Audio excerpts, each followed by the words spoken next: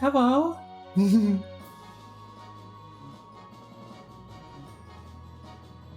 Sure has been a while since I streamed, huh?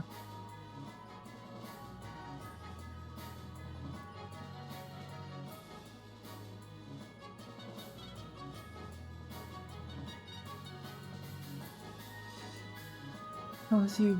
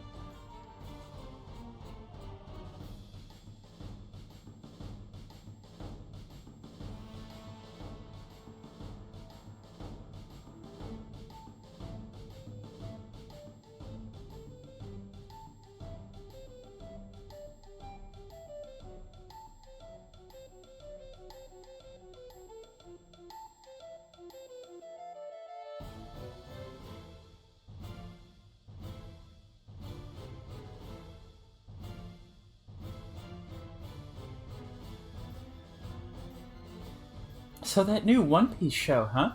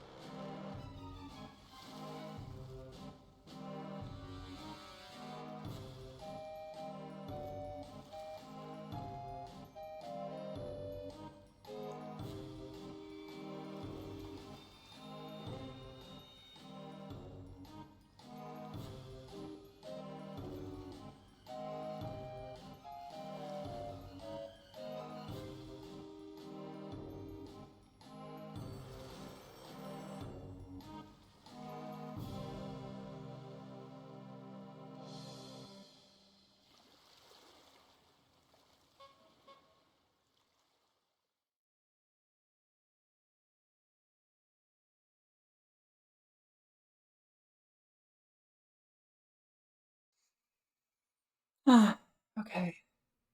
Hello. Um, so yeah. Back to streaming. Act 6, Intermission 2. Um, yeah, there was definitely some downtime in between there. Sorry about that. Gonna try to keep a more consistent schedule now, though.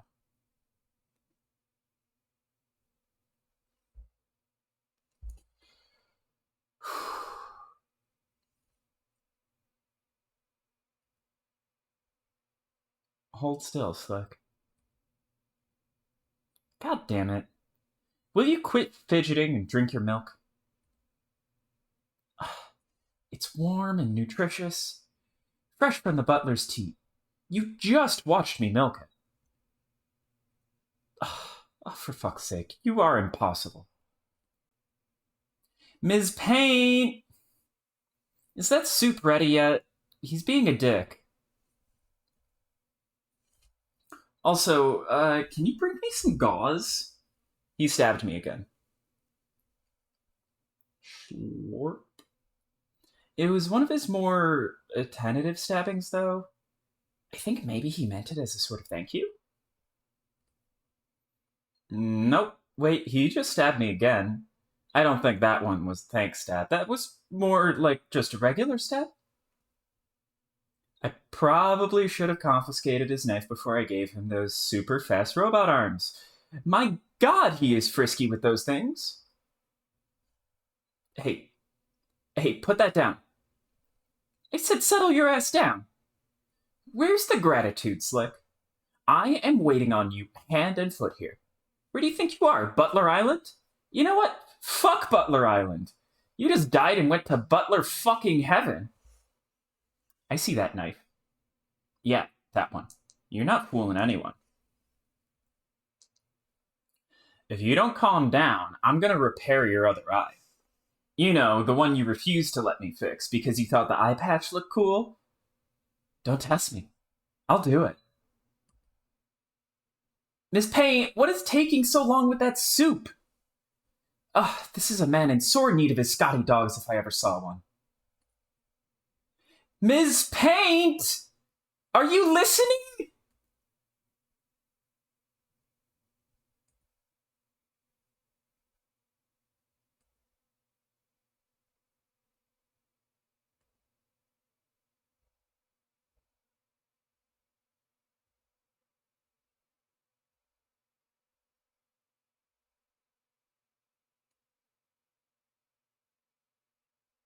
Honk.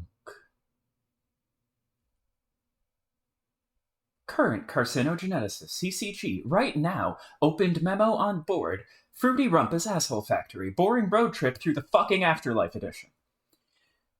I can't believe I'm fucking actually doing this memo bullshit again. I guess I don't know what else to do. I just need to air out some shit with somebody. And everyone here has their heads so far up their nooks. I want to scream louder than I usually do. They're troll nooks and human nooks. Whatever the hell a human nook even is. You know? Hey, are you there? Future carcinogeneticist, FCG, 10 minutes from now. Responded to memo. Fuck! Fuck! Fuck! Fuck! Fuck! Side note. I'm sorry, neighbors. I heard that echo off the walls. I'm sorry for this. I'm sorry. I hope this reaches you. Have a lovely day. Oh! Hey! I can't! I just cannot fucking believe I have to go through all this bullshit again with you, me! What the fuck made me think this would be a good idea? Dude? What's with the text? Oh, why don't you tell me? I have this incredible premonition you're about to anyway. Why the fuck would I know why you changed your text red? We don't do that. The showy, self-absorbed, paint your text in your blood color thing, or eye color, or whatever. It's for attention, greedy, insecure losers. Sure is. Almost like making a cherub Sona. Almost. Sarcastic wonder. I'm just thinking. This really makes our conversations easier to read. Remember those insane blocks of gray, angry text we used to write together? What was that? Like, half a sweep ago already? Is it weird that I'm actually looking back on all that insanity with a certain amount of fondness? At least shit was happening. It's so boring out here. And living with the humans is getting kind of weird. Anyway, this is actually a lot more decipherable. Maybe you're onto something. Well, hey, check it out. Shit just got nostalgic. Look at that. I'm feeling more sentimental about this moronic conversation already. Okay. Why do you have to go from zero to douche like that in the blink of a fucking glance nugget? In the blink of a glance nugget? I've been at this for 10 minutes already. And counting. Catch the fuck up, sucker. I just think you might have been onto something with the red text. I was trying to pay you a compliment, you antagonizing fuck. I mean, we only ever got in the habit of typing in gray to hide our blood color, right? But, like, one, everyone knows it now. It was the worst fucking kept secret since fucking ever. And two, even if they didn't, it's just us here. And obviously, we've both already known about it our entire lives. Unless we're both so neurotic, we actually still want to act like it's a secret we're keeping from each other. Side note, again, wonder why I've been putting off this chapter. I didn't even realize this was what I was about to read, but Aha! Aha! Aha! But I'd like to think that the days of that astounding degree of mental illness are behind us. Yes, I would too. I agree. Thank you, Carcat. You, as always, the voice of reason in the room. I want to kill myself, but I can't until this conversation runs its course. This is the worst hell imaginable. Get the fuck up! That's the exact kind of melodrama I'm talking about. We're better than that now, man. You know what? I'm going to do the mature thing here. and switch my text to red. There. I think this should be the universal convention for when two of the same people are talking to each other. One guy just bites the bullet and talks in red. Hey, I'm just gonna take a quick sip of water, and not mention the Jesus in the room.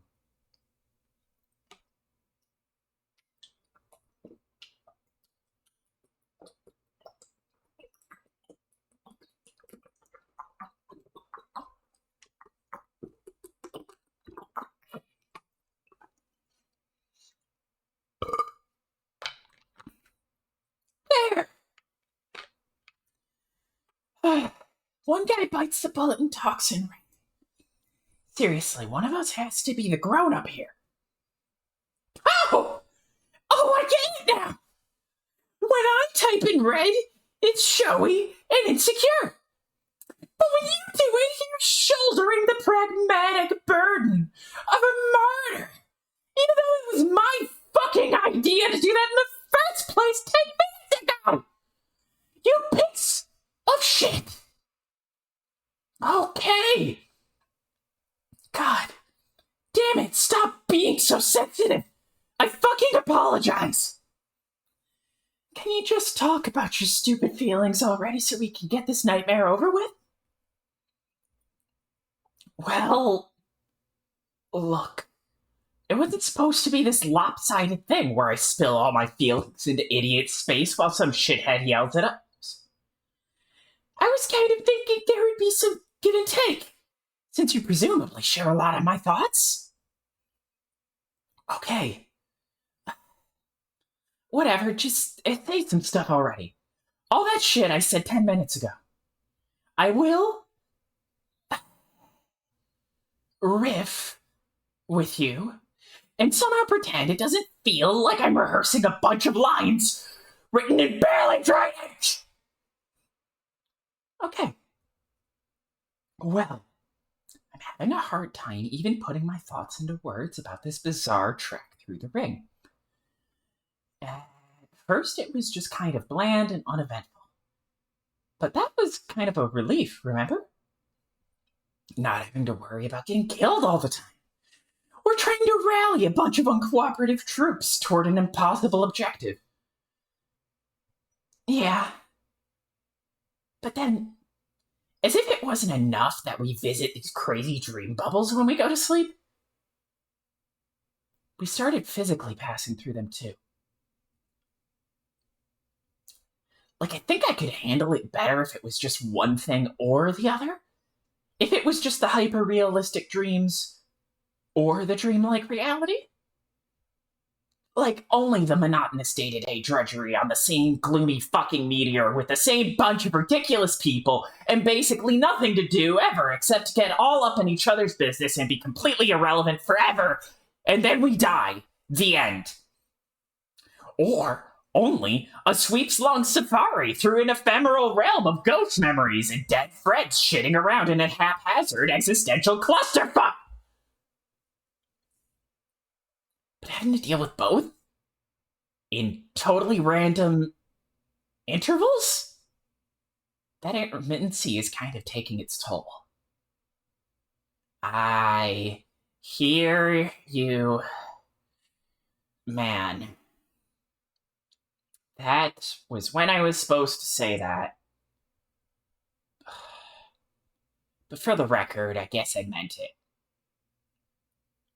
Yeah, I mean, don't get me wrong, I miss all of my dead friends a lot.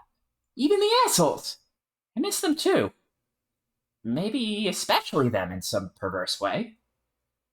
And I can't believe that they all seem to be happy in some way, even if it's by floating nebulously through dream projections. With their freaky blank eyes. But I guess I am relieved about that. And at the same time, it's left me unsettled. For reasons I can't really put my finger on. I know why. You do? Yeah. Of course you do.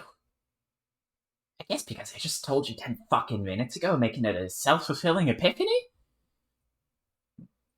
Well, there's that.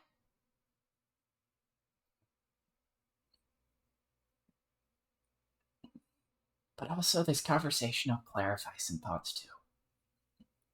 In spite of its excruciating pointlessness, part of what's bothering you about this is what it means about mortality.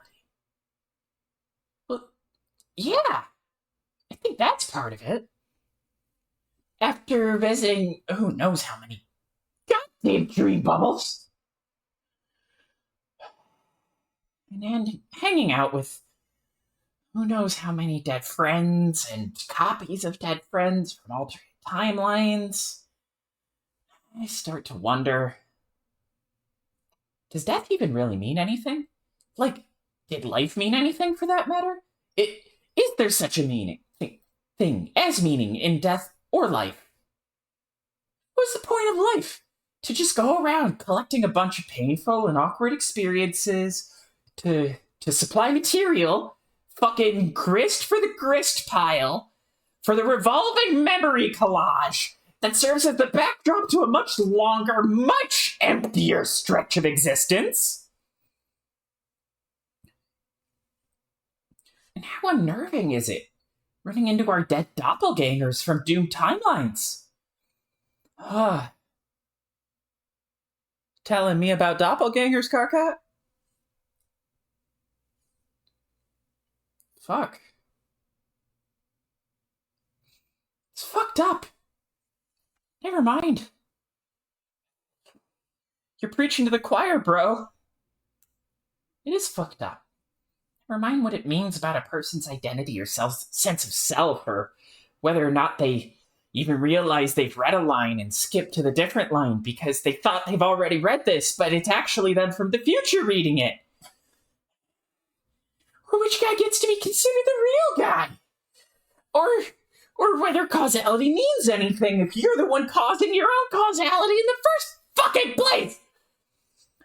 Or philosophical bullshit like that. Just on the level of what your decisions and actions during your life actually mean and do and perform and achieve, and whether or not they even exist. Sometimes we run into these versions of ourselves who reach God tier, for fuck's sake. What does God tier even mean? Everyone I know wants to talk about getting tigers, whatever the fuck that means. And meanwhile, I'm just sitting here like, do I even have to? Is it necessary? Is that the best of all possible worlds? Where I just die? But sometimes, in spite of being more successful than we were, ostensibly, by that particular quote-unquote subjective measure, they get punished for that because it wasn't the thing that needed to happen, end quote.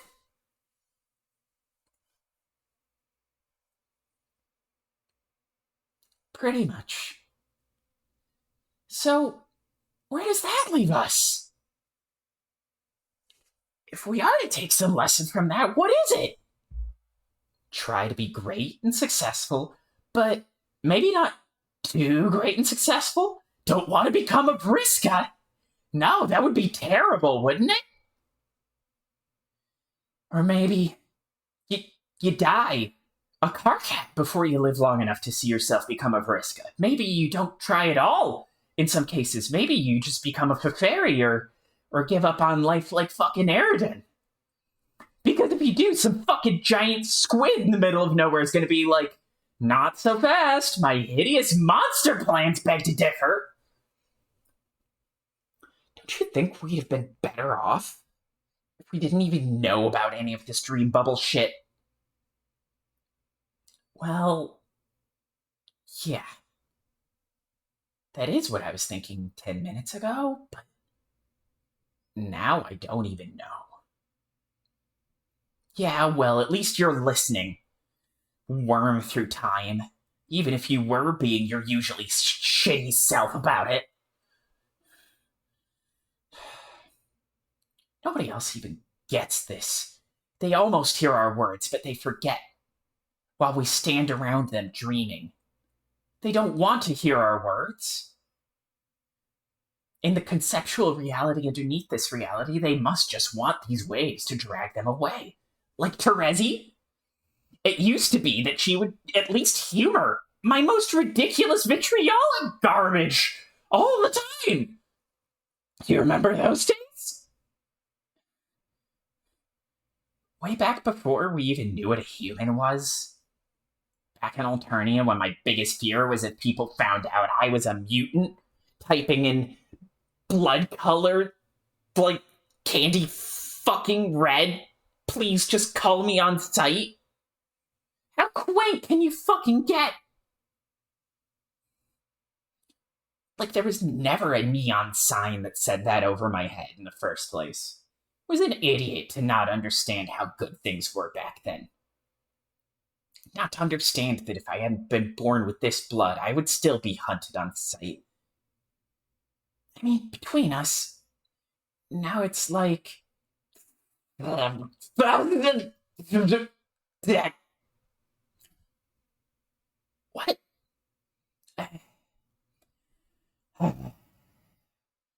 This is part of the conversation.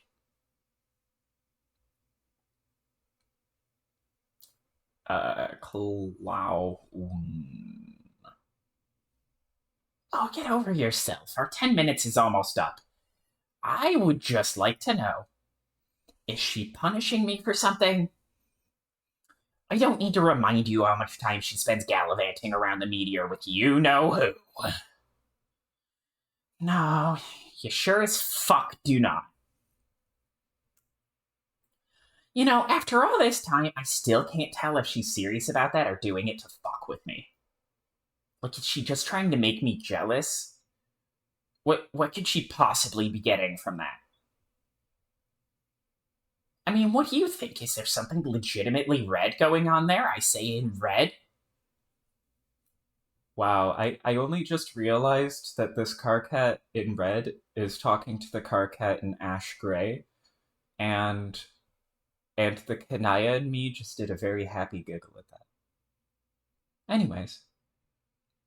How can you command such absolute mastery over the romantic sciences? I'm sorry, I didn't even read that line. I don't read ahead when I say these things. This is not on purpose. I just went and accidentally dunked on Karkat future me, future Karkat, current Karkat, red color. Ah.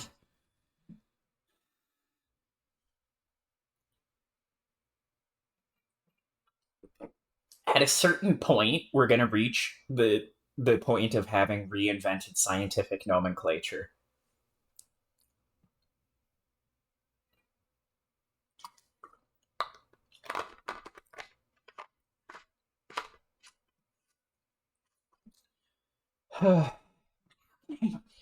Command. Such absolute mastery over the romantic sciences, you see, when the subject of quadrants is broached, yet remain perplexed by this. Our feeble humanoid intellects instantly assume the most ingratiating posture of surrender imaginable. Maybe I can't get a read because he's not a troll, and therefore has no idea what the fuck he's doing. But we will try to understand, regardless. It's like trying to decipher an intricate courtship process between an attractive potential mate sprit and some sort of vegetable. What pumpkin? I'm not out of my gourd. You're C. Hitler. Like, it doesn't compute. Fucking Johnny Five? Motherfucker thinks he's alive. He is a robot! Tin cans do not have feelings! Tall circles neither! Fuck. This is so embarrassing listening to this. Please make it stop. I'm so tired. Quiet. I'm talking. I'm almost there. I just feel like maybe I'm past the point of no return with her. Where before there was a margin for error, probably way more than I ever deserved. And now that's it. She's totally had it.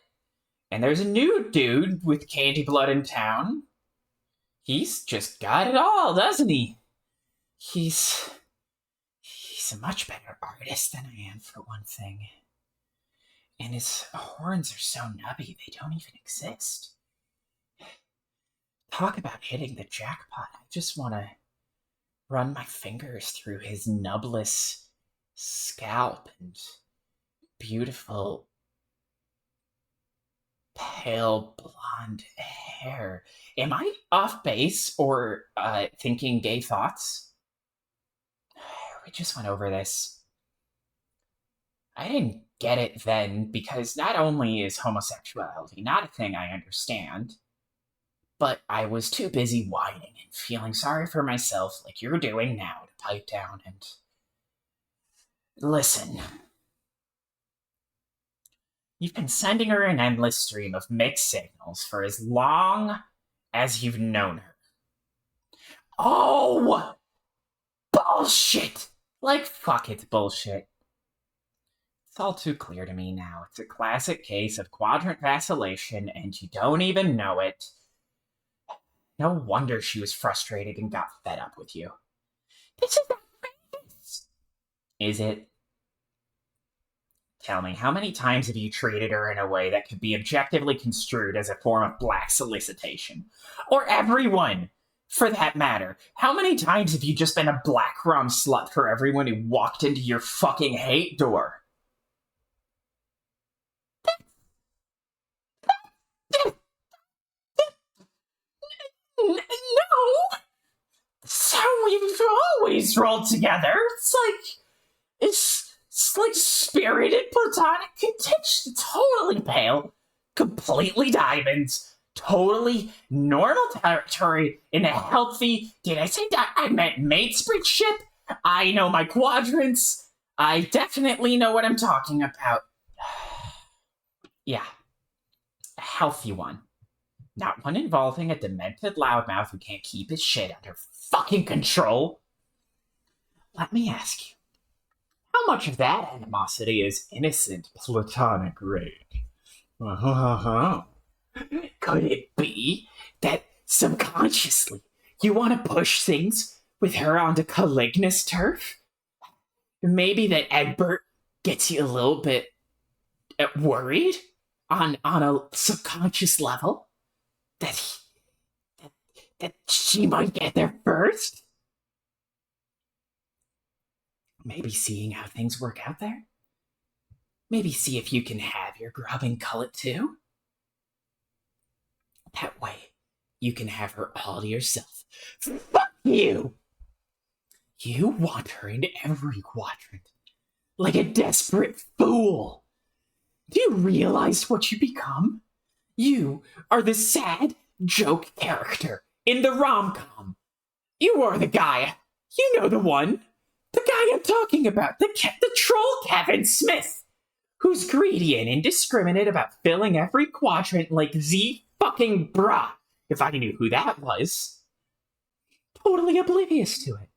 And in the end, has fuck all to show for it. You know what? I don't have to put up with this. You kinda do. For at least another 10 minutes. Now, you know what? Fuck that! I'm so done with you. Yeah, you pretty much are. Because the 10 minutes are about up. And I've done my time. So I'll be gone. Then it'll just be you and the other guy spinning your globes together like a couple of pieces of shit ad infinitum.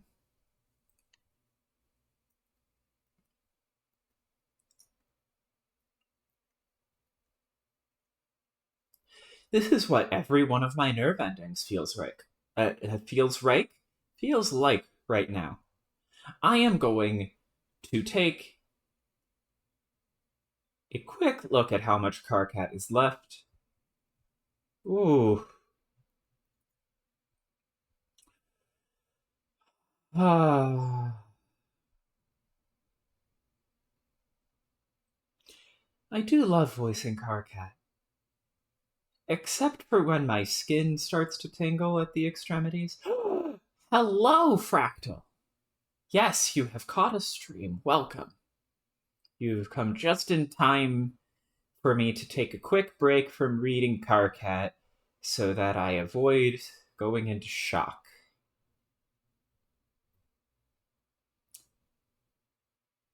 Suck.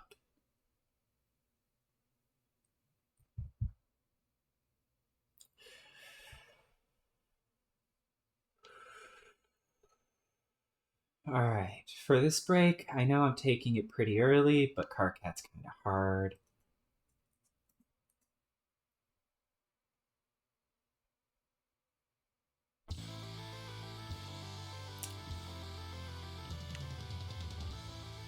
And yes, indeed, you have found me once more.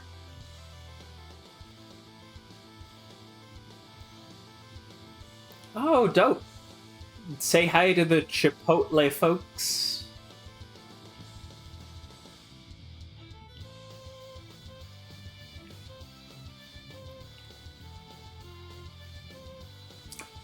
For the record, this slideshow is on random shuffle.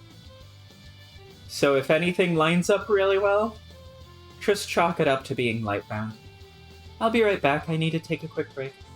I know, right? It's a good time for a break. Very hype. Welcome to the stream, by the way. Sorry I'm taking a quick break as soon as you show up. I just need to retain sensation in my extremities.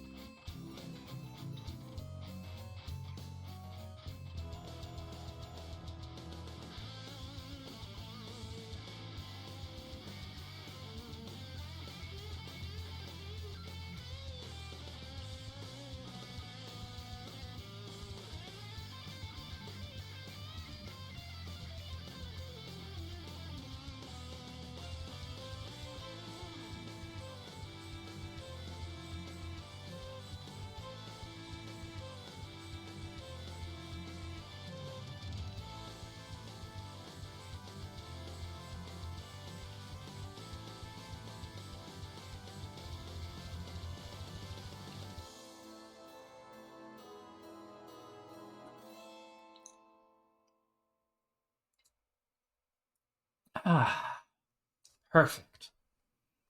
Alright, back to it.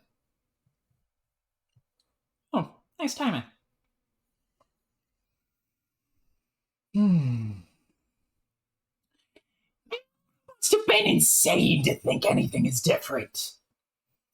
You haven't changed at all. You're just as petty and horrible as ever. Fuck you forever. Fuck everything. Version of myself. Why? Into 10-minute fucking eternity. I can't even do this. Not anymore. Yeah, I feel that, future car cap.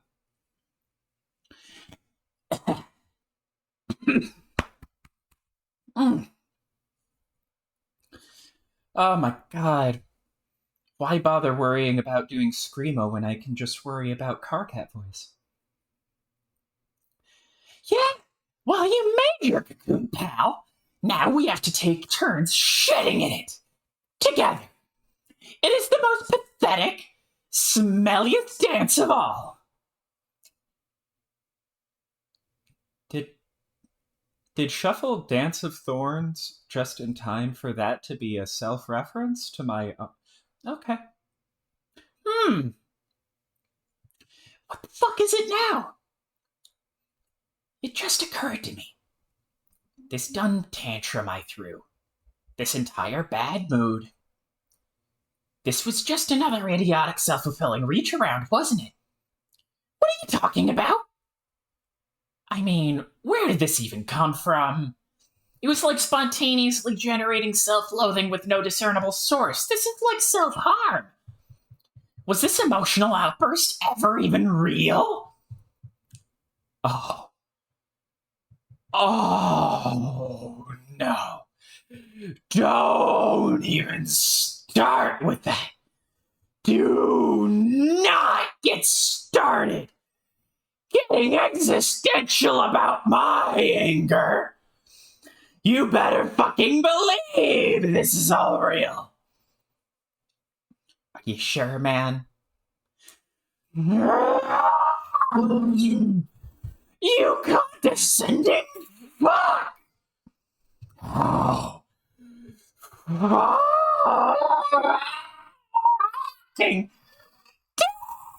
You call into question the legitimacy of my feelings, as if they are completely justified and absolutely 100% grounded in absolute stone cold concrete goddamned objection mother fucking reality. Yeah, see, I've completely set you off here, and now you don't even know what you're saying. You know not even what you say. I am sorry, and this was my fault, and I'm going to go and try and calm myself down now. Oh, so this is why you decided to leave this conversation? You got honked? And you just slink away like a fucking coward? Nice try, shithead. But I'm not done with you yet. You think you're the only one who can list his 10-minute away self's flaws? I could go on forever. Future carcinogeneticist banned himself from responding to memo. Fine. Get out of here. Good riddance. As if I could take another sponge-wringing minute of your disingenuous drivel. Past carcinogeneticist 10 minutes ago opened memo on board Fruity Rumpus Asshole Factory, boring road trip through the fucking Afterlife edition. I can't believe I'm actually doing this memo shit again. I guess I don't even know what else to do.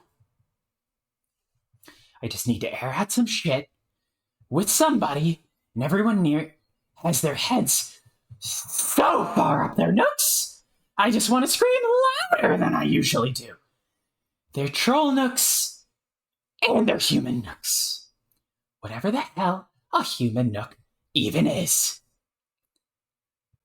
You know? Hey, are you there?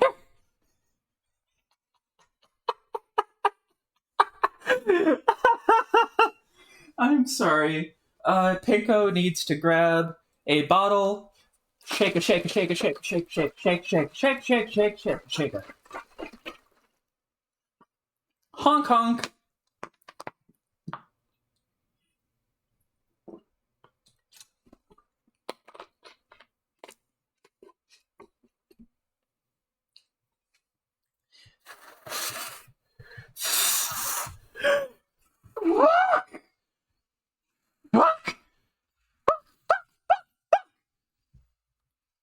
Oh, hey, I I can't. I just cannot fucking believe you'd have to go through all the shit again with you, me. What the fuck made me think this would be a good idea? Dude, what's with the text? Ah. Why don't you tell me? I just have this incredible premonition you're about to anyway. You know, reaction videos really are a decent form of content. But at the same time, they're also complete garbage and irredeemable in every way. But also, people who think that are themselves irredeemable garbage who are trying to cover up that they're irredeemable in every way. And honk, honk, honk, honk, honk. I am now ordering a hot dog, but they have given it to me on a napkin and apologized because they are out of buns and I am in 7 other places in the line. Hey. What's up? Anyone seen Terezi around? No. Why? We were gonna do a thing. But she's not around, not answering my messages on any one of the probably 10,000 computers lying around that they would probably show up on. Thing? Yes, a thing. I see. Shut up. What have you seen? What about you? Have you seen her? No. Have you seen Gemsey? Are you serious? Of course not. I haven't seen that guy at all since the first day we got here. Not once. Yeah, I know. Talk about an elusive juggalo. Apologies. Mild distraction there. Probably just like the shyest fucking juggalo of all time. I'm pretty sure that only Karkat's seen him. Not expecting him to rat him out either because the Moirail junk. Moirail? Moirail. Alien words. I wouldn't expect him to. I wouldn't even ask him. It would be really bad form to ask him that. Yeah, I mean, I bet you can think you're imparting some really obscure cultural fact about trolls, but really, if a human said to another human, "Hey man, can you tell me where your best clown friend is hiding so I can chainsaw him to death?" Just FYI, probably be bad form too. Okay. I don't know. It's been a year already. I think he's really intent on hiding and hanging onto those dead bodies. He's probably scared to death of you at this point anyway. I mean, you should just let it go. Rose, back me up. I try to stay out of troll interpersonal politics. Interpersonal? Wait, are you saying this is like a spade quadrant thing? Is she trying to be his kismet fish? I am saying no such thing. Well, if she hates him, isn't that what she means? Dave, don't be a dick. You're embarrassing her. No, I'm not. She's cool. Look, she's being cool about it. I'm being cool about it. See? It's not like that. I just want to find him. And At least wound him somewhat. Yeah, see, I knew there had to be a perfectly harmless and unerotic explanation. Shh. No, see, I'm explaining this badly. All I'm saying is basically just fuck that guy. Got it. So what are you up to in here? What's with all the books? Research. We're trying to put all the pieces of the puzzle together. You are aware this meteor has many secret rooms scattered throughout, including libraries, right? Hell yeah, we looted them. We looted one of them for the Cantown project. Cantown? I told you about Cantown, didn't I? In another timeline. No? Well, the thing about Cantown, and all there really is to say on Cantown's matter, is it's awesome. The end? Wow. What a fun story. Fuck off. So, what is the point of this research? Primarily to gain a more thorough understanding of the situation we'll be entering when we arrive. I thought you pretty much knew the situation since you can see the future. Oh my god! I've told you, I can't see the future. Yeah, you can. You totally can. Okay, but not all of it. Only certain relevant pieces. It's a bit frustrating when people make that presumption about you. For instance, you are a knight of time. Since you have such a mastery over time, does that mean you should know everything about the future too? Oh, master of time? Nah, it's totally dumb. I could know things about the future if I time traveled and found out firsthand. Nobody's mistaken that about me. I'm a time traveler, not a fucking fortune teller. It's simple as shit. Right. So there are significant limitations on what you can know governed by certain rules. That's how it is for Seer 2. Okay, whatever. But I will say that I have been able to use these abilities to assist with research. I can treat my finite glimpses as an additional source of information, almost like, fact checking or double blind. If you combine that with the knowledge we've learned from these texts and things we've learned from our various encounters with the deceased, and with a bit of inference and deduction, a more detailed picture is coming into focus. Nice. Do you want to hear about it? Now? Yes. Why not? It's been a year. It seems like all we've done on this trip so far is to indulge the lavish interior decoration projects and screw around with mysterious Cantown initiatives, which may or may not be consuming valuable library resources as building materials. We should make at least some effort to squeeze in annual briefings in our objective. Yeah, that would be pretty legit of us. I think you'll find that when it comes to striving for a reasonable approximation of legitimacy, we are simply the most barely adequate there is.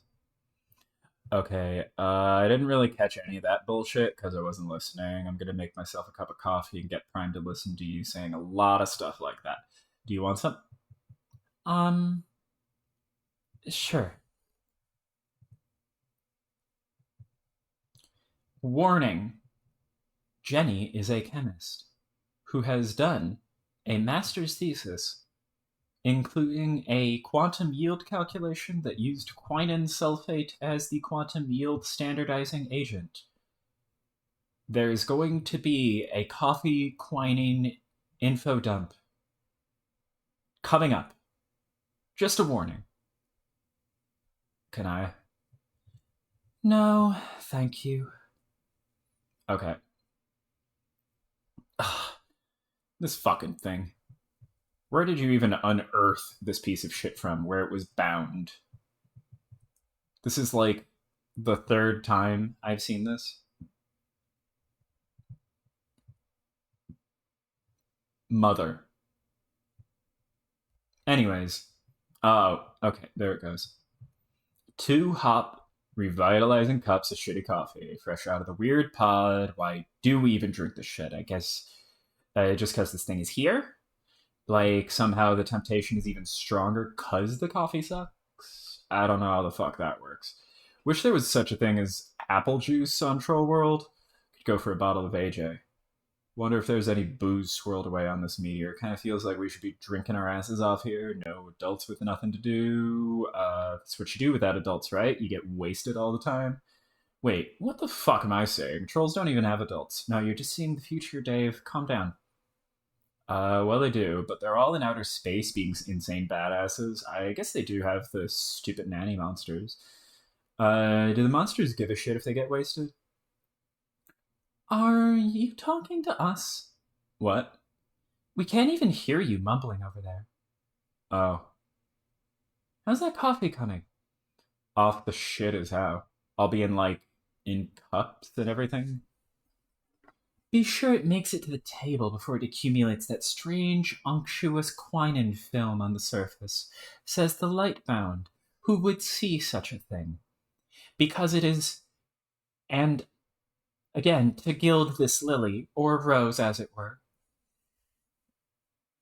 quinine, the unctuous film on top of coffee, the thing that makes it bitter, the thing that extracts last, the thing that forms that film, the thing that can be decanted, all of these things is also the key ingredient in toxic. No, not toxic. It is a toxicant. All active chemicals are toxicants, but its active ingredient is it is the bitter and it make it a glow. It is the blue in glow sticks as much as it is a bottle of tonic water. In fact, you could take a black light and go to a grocery store, find the tonic water, and shine it, and it'll glow. That's how you know. Also, coffee. If it is overbrewed, glows more. So the better the coffee tastes, the literally darker it is under a black light. Fun fact. So what's with this big book you're writing in that you basically just expo dumped verbally between pages, which I totally am capable of perceiving. Is that more wizard fan fiction? No, it's my dissertation. It's something like an extensive journal. I'm recording everything we've been through so far and detailed notes on everything we know about the game. And I'm also using it to document our research and extrapolate on the new session and players. So it's like your nigh unreadable game fact. In tome form. Somewhat?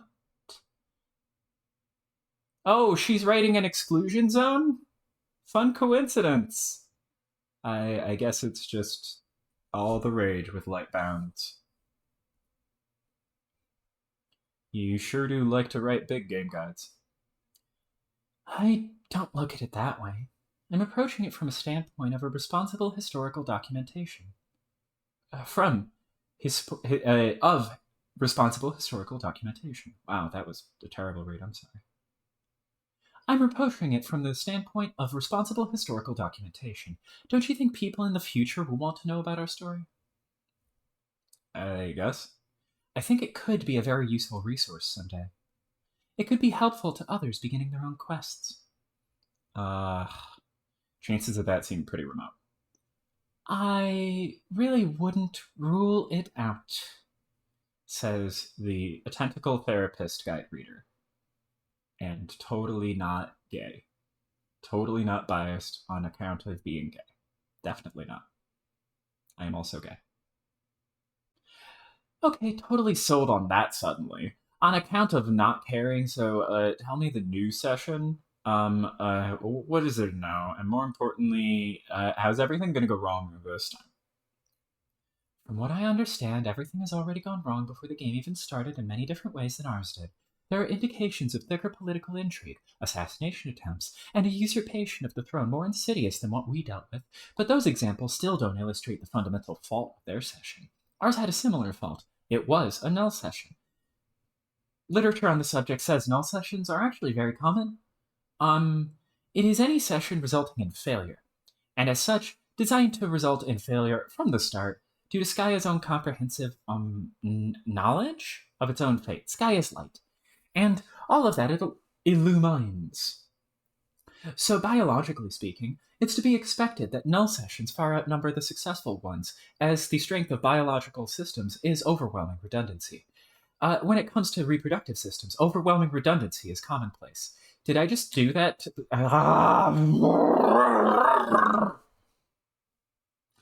That was not on purpose! I am sorry. The great recurso strikes again. But Doc! The great recurso's in town. But I am the great recurso.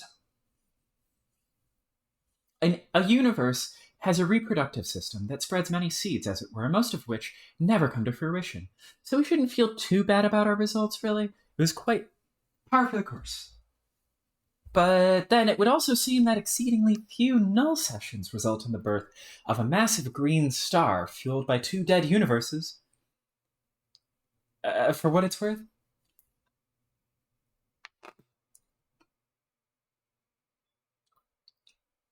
I thought the whole point of this, the scratch thing, is it gave us a chance to still win. But you're saying the new session has a fault too? Well, yes, there's more to it though. The new session is essentially our session, rebooted with different parameters which also affected the original conditions of our universe. And strangely, it seems the new one is a null session as well, but within a much less common subset of all null sessions.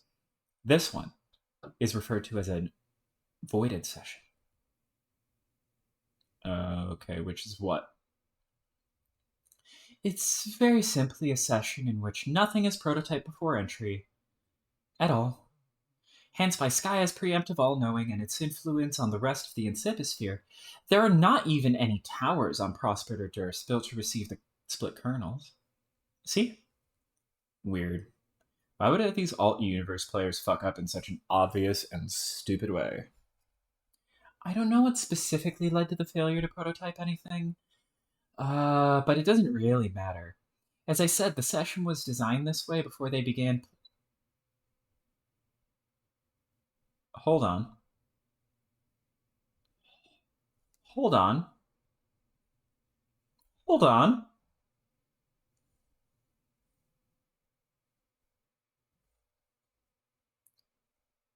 Let's just...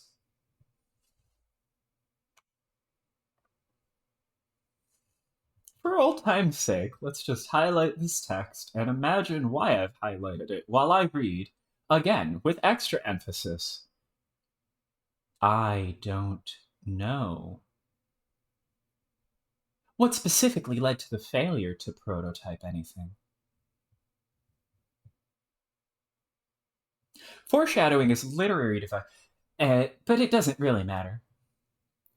It's irrelevant.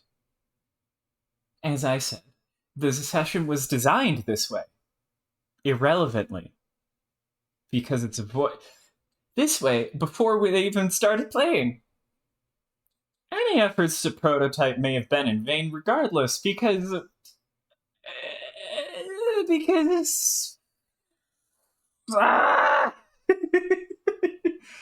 this is the Sprite Squared moment. This is it. I'm gonna point back to this 4702. Mark my fucking words. This is it. This is our smoking fucking Sprite Squared gun. This is it. Possibly subject to sabotage, or its joke form, a pranks. Didn't you say at some point that not prototyping anything would be really bad? Yeah, I believe she would find that to be really bad. In fact, she might even find the event very stressful and have an over-the-top emotional reaction if that were to take place. Just throwing that out there. Yes, it's another way to create an infertile session, though by a less catastrophic and bloody route we took to achieve the same result. By contrast, it leads to a rather harmless, uneventful session. Underlings remain unaugmented, and so does the royalty. And while this may sound advantageous to the players, it is a curse in disguise.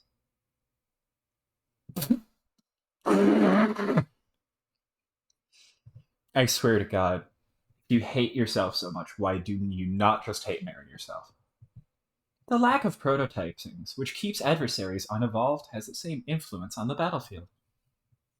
Without successive prototypings, the battlefield would never reach its final form, which must be fertilized to grow a new universe.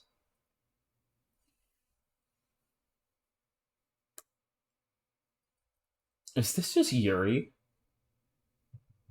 Is this what the Yuri Yowie looks like? Is this what this is? Is this symbol just Yuri Yowie? Is this what's happening here? We're talking about fertility of a new session and transplanting embryos and and like the mothers of new universes, literally creating the next stage of existence, while being a lesbian. Yeah, this isn't coded at all. Oh, look at that hat. That's a nice hat. I wonder if we're gonna have something with hats and kings later. Instead, it remains in its most basic form, stuck in eternal state. Wait a minute. Does the hat get more complicated in turn with the session being less so or something? Because that's very silly. There is nothing players in a void session can do to change this. They are resigned to live out the rest of their days in a dead end session. Still waiting to hear on that anyway. And this is an improvement on all the shit we just escaped from. It is a vast improvement. The new session is a blank slate without a ridiculously short time limit for victory like ours had. There will be no time limit at all, in fact. Once we arrive, ostensibly, that is when the nature of the session will change. It won't be classifiable as either a null nor a void session anymore, as it will have become an in vitro fertilization. It will have become something which, as far as I can tell, is unique.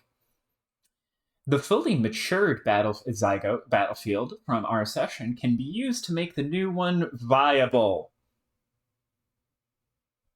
The path to success will be made possible by a combination of efforts and assets from both iterations. Usually, scratch sessions are absolute resets and involve no direct influence from the first attempt at all. I can't find any precedent for our situation. There's no parthenogenetic precedent, right? And now I read the writing written in candy blood red. After I mentioned virgin birth, Jade has our battlefield, right? Yes. So she shows up and drops it in Skya, and then we take the result of all that damn frog breeding we did and stick the thing in there somehow. And with that bun in the oven, we sit back and we wait for it to bake a bagel and do its huge ribbit, and then we're golden and cheesy brown pizza bagel.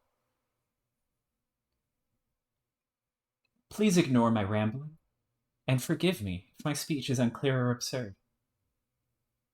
But pretty much. As long as there is an actual vacancy in the center of Skya when we get there. Is that going to be a problem? I wouldn't think so. Even if it were, it would be a trivial obstacle. But as it is, I think the forces opposing these players are clandestinely working towards the same goal as we are. From what I can tell, the gestures of antagonism, while certainly posing legitimate danger, have been factored in as critical stepping stones to one destination shared by all parties. I don't know yet why this is or what the motives are. The appearance is one of clear sailing ahead, but traces of conspiracy are everywhere.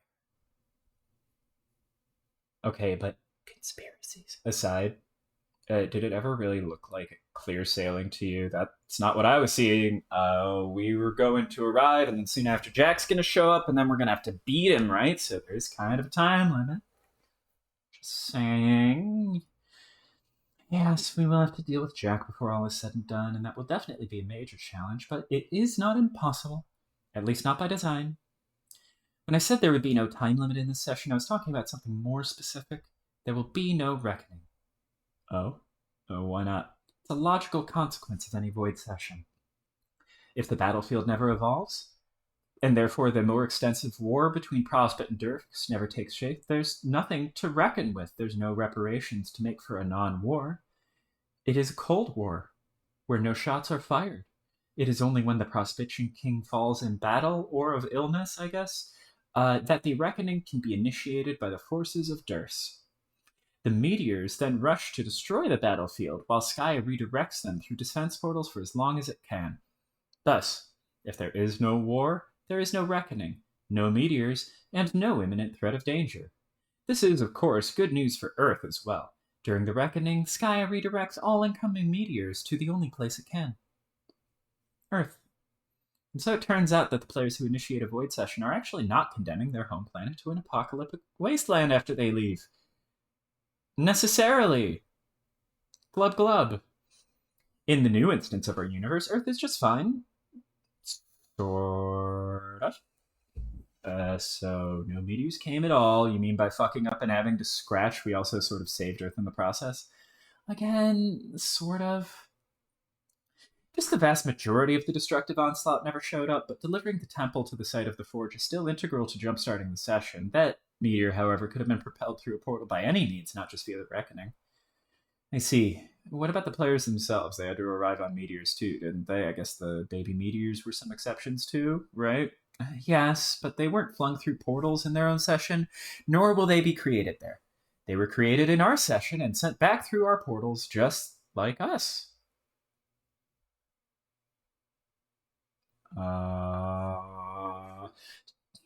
You see, try to understand. When the subject of temporal dynamics and bifurcation of timelines is broached, our sparing human intellects can only view one side of the coin at once, but we will do our best to understand regardless, suckers that we are. To understand what happened, it really helps to understand what exactly a scratch is, speaking of suckers. When John severely damaged the beat mesa on your planet and sent it off to Skya to release its temporal energy there, you could view it as a kind of request. Okay, I paved past that, John. I'm just going to go with John June as clown pronouns from now on. So if I remember to do he, she, they, whatever, honk, that's what we're doing. That's the show. We're asking Skya to change everything at a fundamental level, and we gave it the energy to do so. But Skya is a very passive entity. It only knows and sees, but it never quite acts. When it is asked to change everything, there is only so much it has control over. In fact, it has control over exactly one thing: the defense portals. It can decide to send important meteors to different points in time than originally planned, thus creating alternate realities. Offshoots of promise rather than futility. Biological meet redundancy. And it turns out that the most important meteors of all tend to be the ones delivering the young players to their planet. So all it has to do is to change everything is tweak their destination times a bit. All internally prompted changes in the post-scratch universe are decided entirely by this modest adjustment to the parameters. It's almost like dissipative adaptation, where every loop simply requires two states in order to function. It is a very simple concept, actually. Stochastic thermodynamics in a non-equilibrium self-assembly dissipative adaptive manner. Yet the consequences are indeed emergent, dramatic, and convoluted in their own simplistic hierarchical complexity. It results in not only a hard reset for the section, but a partial reset for the universe too. Due to its many causal entanglements between a section and its original universe. What do you mean, tweak the destination times? Where do they get sent to? A variety of time periods. You know, almost like there was a timeline where a ball was on a pool table, and then when it gets hit, now there is the ball that was hit and the cue ball that hit it, and now those two go in two different entangled directions. A variety of different entangled time periods. The simplest way to look at it is to picture the original destinations of our two groups of 4 ecto babies as a form of temporal Velcro, and then smoosh them together. Switch them. Cross them. Christ them. What? No, this is just a slight oversimplification. While it's roughly true, Skya had some peculiar wins this time. I need a quick restroom break, I'm sorry. I will leave you to study this panel of the green timeline, and then I will switch to the red.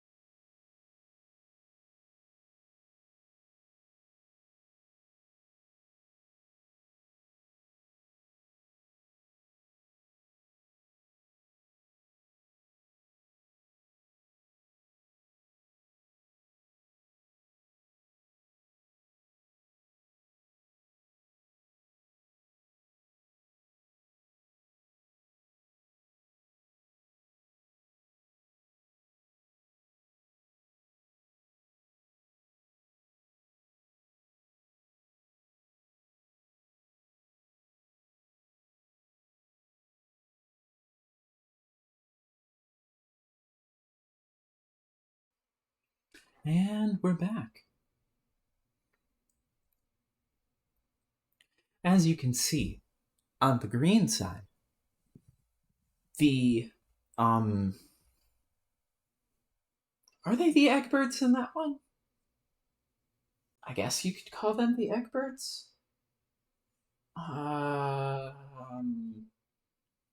Okay, so in the green timeline, the Eggbirds landed, a little bit shot. Oh no, shit. I looked at the wrong hair. Those are the,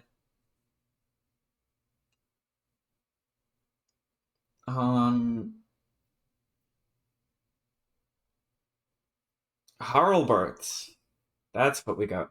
Ah, they're the half Harleys. There we go. That's a snappier name, almost like a good writer came up with that, and I'm just stealing it. Okay. So the Harlberts, they showed up first, just shy of 1990, or just after, rather. Um, the Strylons, the former, they appear to have appeared in the 80s, perhaps the late 70s. And then all four of our beta kids landed. What was that? Was that the year 1990? It starts in 2009. They're 13 years of age. That's 1986. Right. Oh, that year. Right. Lightning year comes right after that. In fact, I am 100% positive that three of them are born in Lightning year, which, woohoo! Unless they're all 96 and I did my math in the opposite order, but still. Goddamn. Love that year. And switching to the red side, we now have. Okay. So, Egg Binglish? No, that's terrible. That's garbage. Why did I say that? The Inkberts.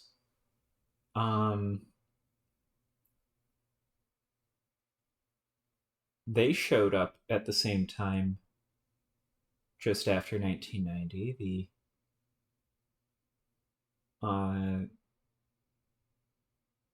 The Croc Englishes.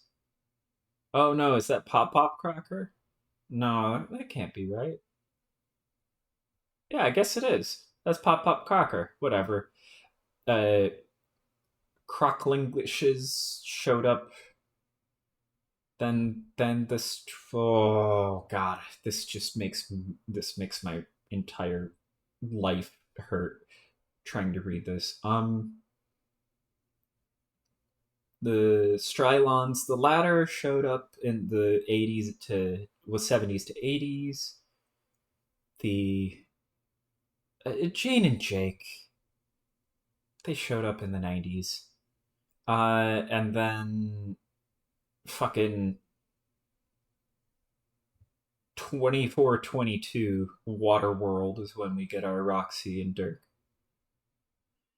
While most landed in time periods corresponding with the original group, it seems that two of the new players arrived 4 centuries ahead of everyone else. For some bizarre reason. But they're still apparently able to communicate with their co-players through, I guess, some Trollian-like technology, and they're still able to establish game connections with the others. So this stands as an odd but otherwise terribly insignificant detail. Not terribly significant. That's better. Okay. So in this alt universe group of us and them, which ones are the actual players? Give you a hint. Not us. Fuck, why did I know that was going to be the answer? And to think that usually I'm the one accused of knowing the future. I don't know if I'm ready to process the ramifications of this bullshit. You would find it less disconcerting if the alternate players were versions of us? Man, at least I'm used to dealing with alt days. I've been fucked deep in alt days before. It's a goddamn delight if you want to know the truth, but I don't even know what to think about. What?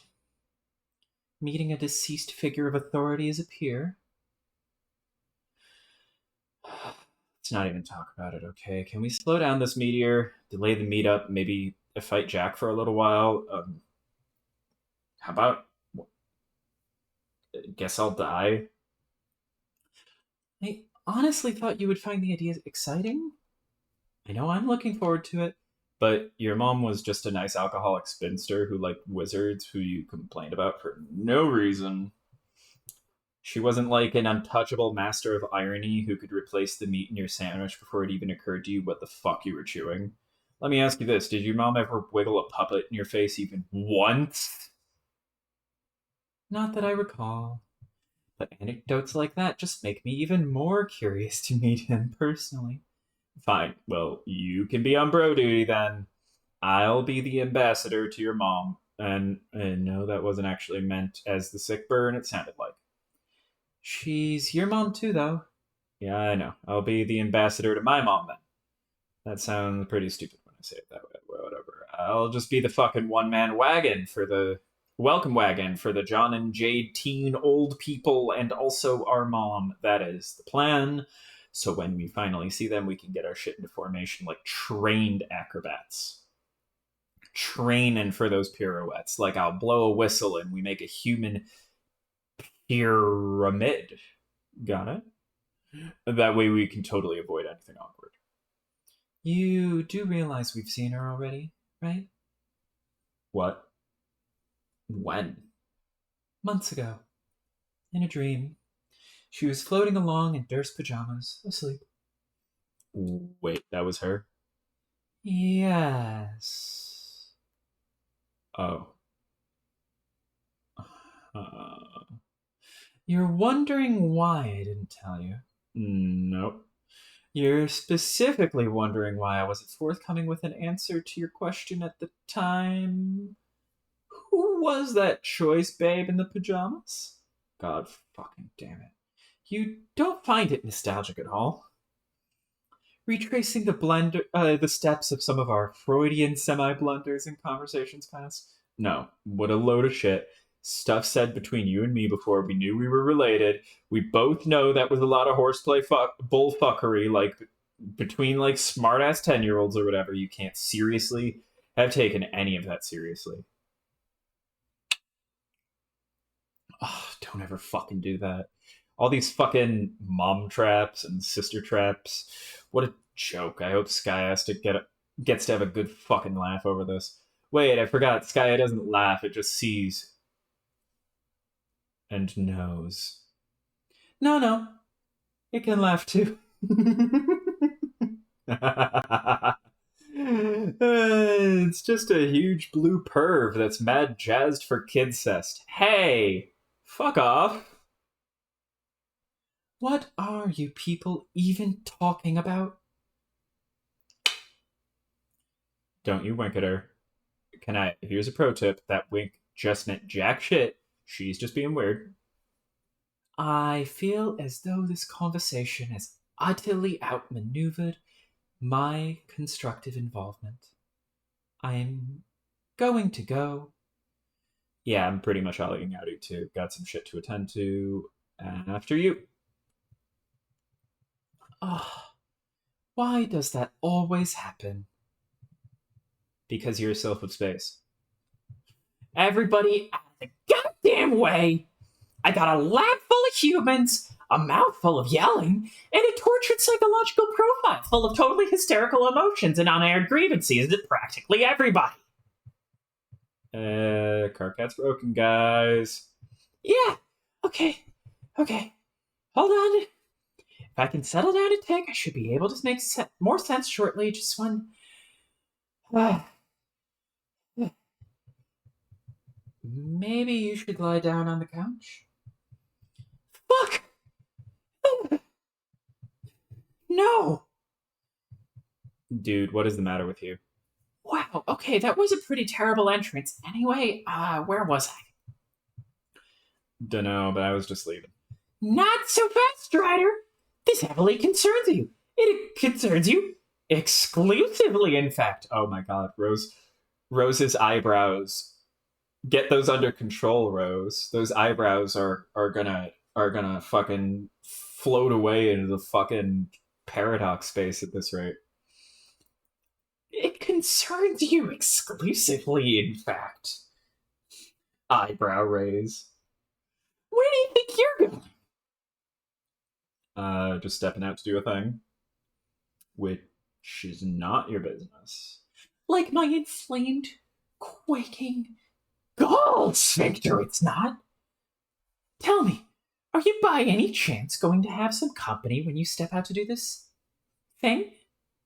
Notice the two heavily dramatized enclosure talents surrounding that word, which I am scornfully pantomiming with my own two hands as presently being demonstrated for you. Yeah. Sure. Oh, who would that be? May I ask? Well, probably a mayor. He's usually down for whatever. I'm not talking about the fucking mayor, and you know it. Hey, don't be saying shit about the mayor. The mayor rules. He's like my best fucking friend. He's not a mayor. He's the mayor of Fuckstick Junction, located smack dab in the middle of pretend-ass nowhere. He's a mayor, you douche. His thing says mayor. It says mayo, and he wrote the R himself. He's at best a mayo. And who ever heard of a mayo? It's every bit as imaginary as his identity as an elected official. No, mayo is like grub sauce, but without grubs. Who the fuck ever heard of grub sauce without grubs? What's it made of then, genius? Eggs. Like, I don't know, it's white and it just sort of exists. Why don't you... You don't ask about mayo. That's not what you do with mayo.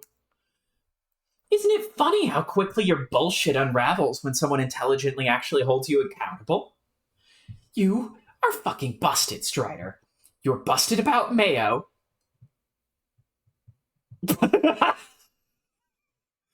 I am sorry. I am sorry. I am so sorry. Did Carcat just imply that Dave is busting his mayonnaise? He is. Yep. And you're busted about Therese.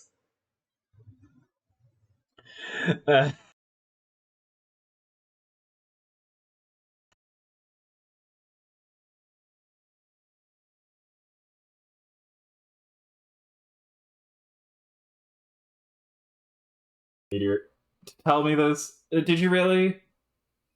What I do with my legs and how fast I move them is my business. You shit. Yeah, and what I do with mine is mine. Watch me make me leave. I said stay your ass put. We're talking here. Dude, don't touch my cape. Huh. What?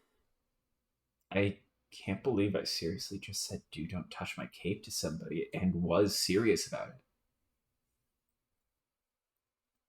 Okay, look, I'm nowhere near your precious stupid cape.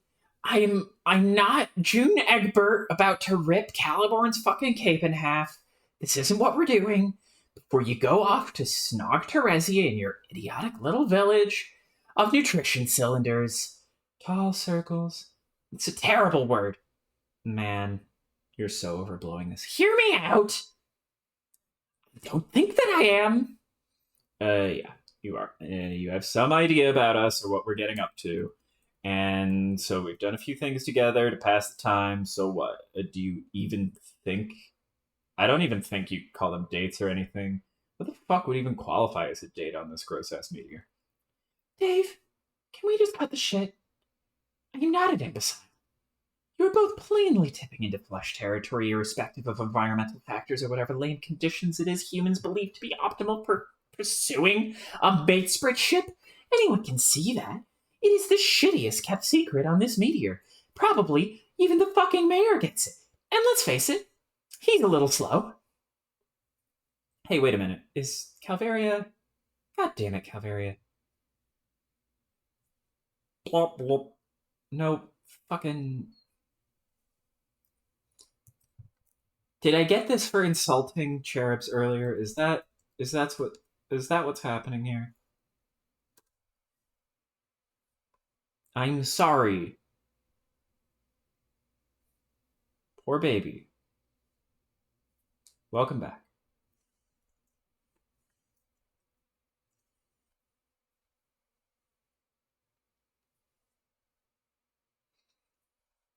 You really think you could pull the wool beast material over the eyes of a hardened veteran of romantic studies?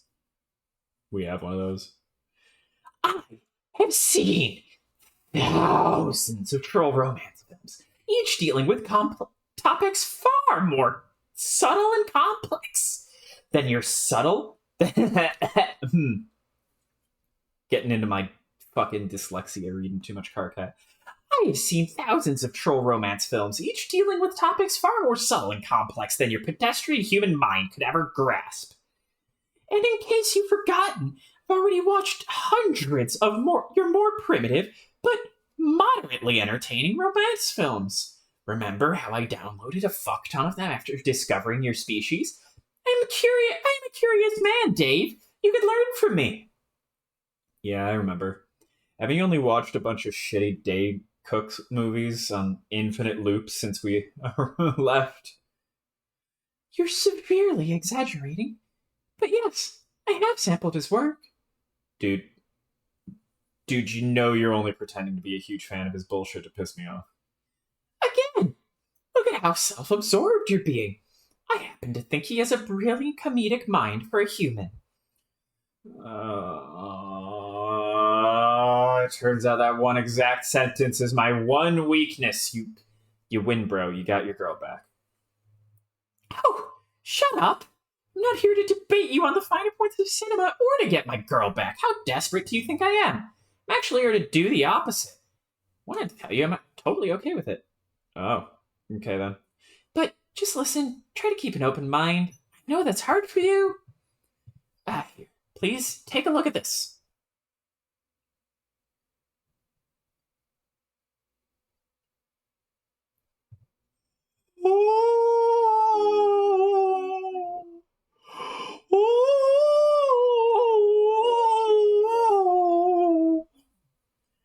Majestic. Oh no, what the hot mess of fresh fuck am I looking at?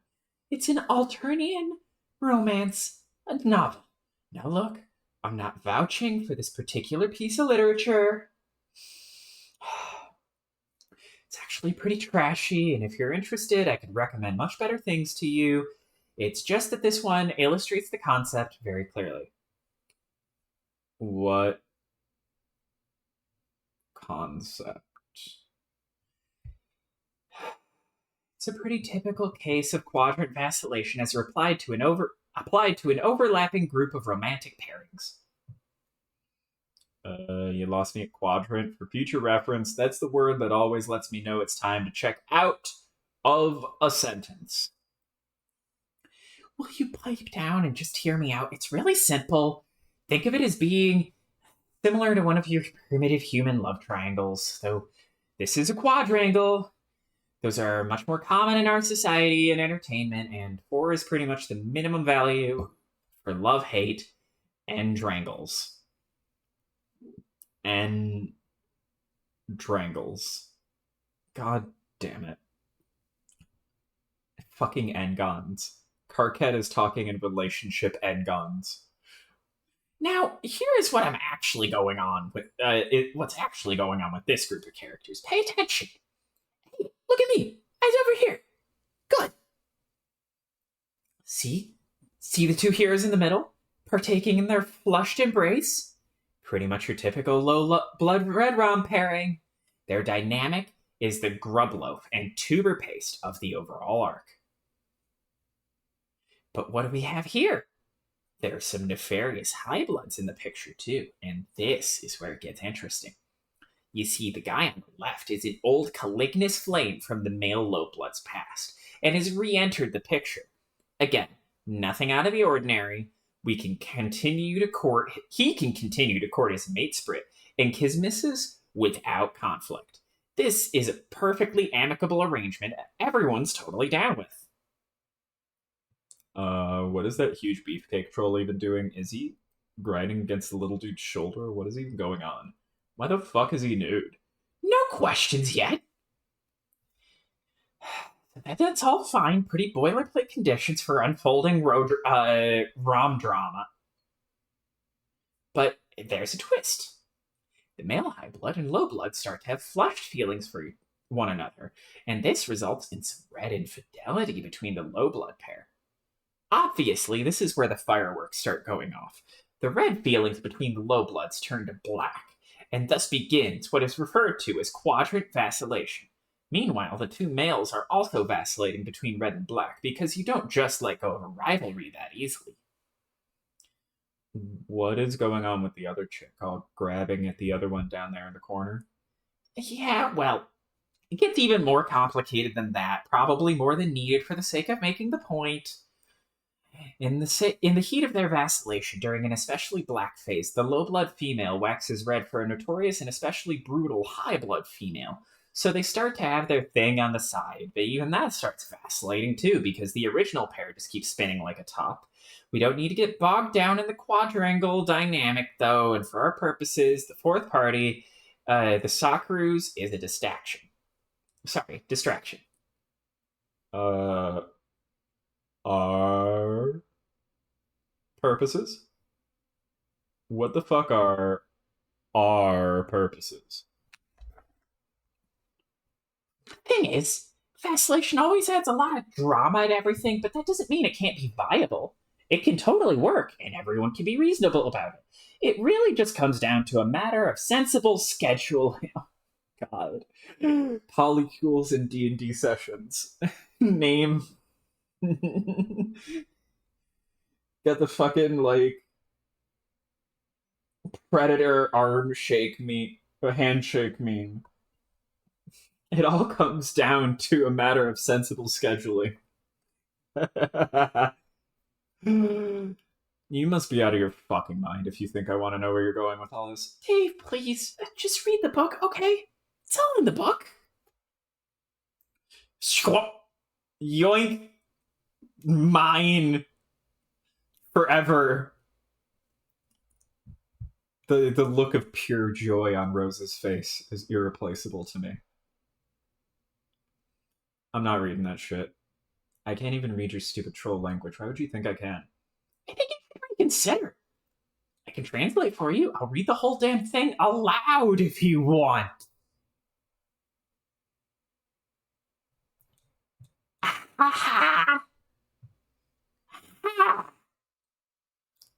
Seriously, it could really expand your limited human think pan on stuff. There's a lot here that's applicable to our situation. There's nothing even slightly applicable about any of that bullshit to our situation. Don't be dense, of course there is. Therese and I have been on the verge of vacillating like this for a long time. It's about time we killed the suspense and just acknowledged it. You and she seem bent on developing something in the flush quadrant, and like I said, I'm fine with that. If we can just get our shit straightened out, we can be like these vacillating pairs that alternate between red and black, but in a way that's complementary with each other's patterns. Oh my god. Oh my god, why is this happening? Why is Carcat pitching me the thruple? Why is this happening? Oh my god. I am too gay for this. Like, while she and I are black, you and she are red. What about you and Dave? But when she and I are red, you and she... I don't know if humans are really capable of black feelings. I guess that's up to you. Maybe you can just, like, sit those periods out. Like, take a break, you know? You completely lost it, dude. I can't believe for a fucking second this is reasonable shit to propose even on Troll World. You just totally snapped. Snapped like a fucking fox! rocks. This makes perfect sense. Like I said, it's just a matter of responsible scheduling. Here, let me show you. I just need a paper. This a paper. Where's some paper?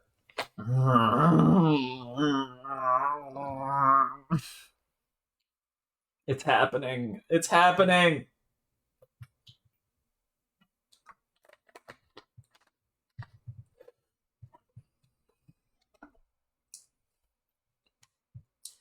Look, it's perfectly simple. Hang on while I draw the guidelines. Oh, no. No, no, no, no, no, no. You are not making another shipping grid, dude. It's not a shipping grid. Just some rows and in columns for a schedule. It's a grid. You're drawing a goddamn grid. I'm not letting you draw a grid for this stupid shit. Come on. Look here. These are days of the week. And then we each have rows for those days.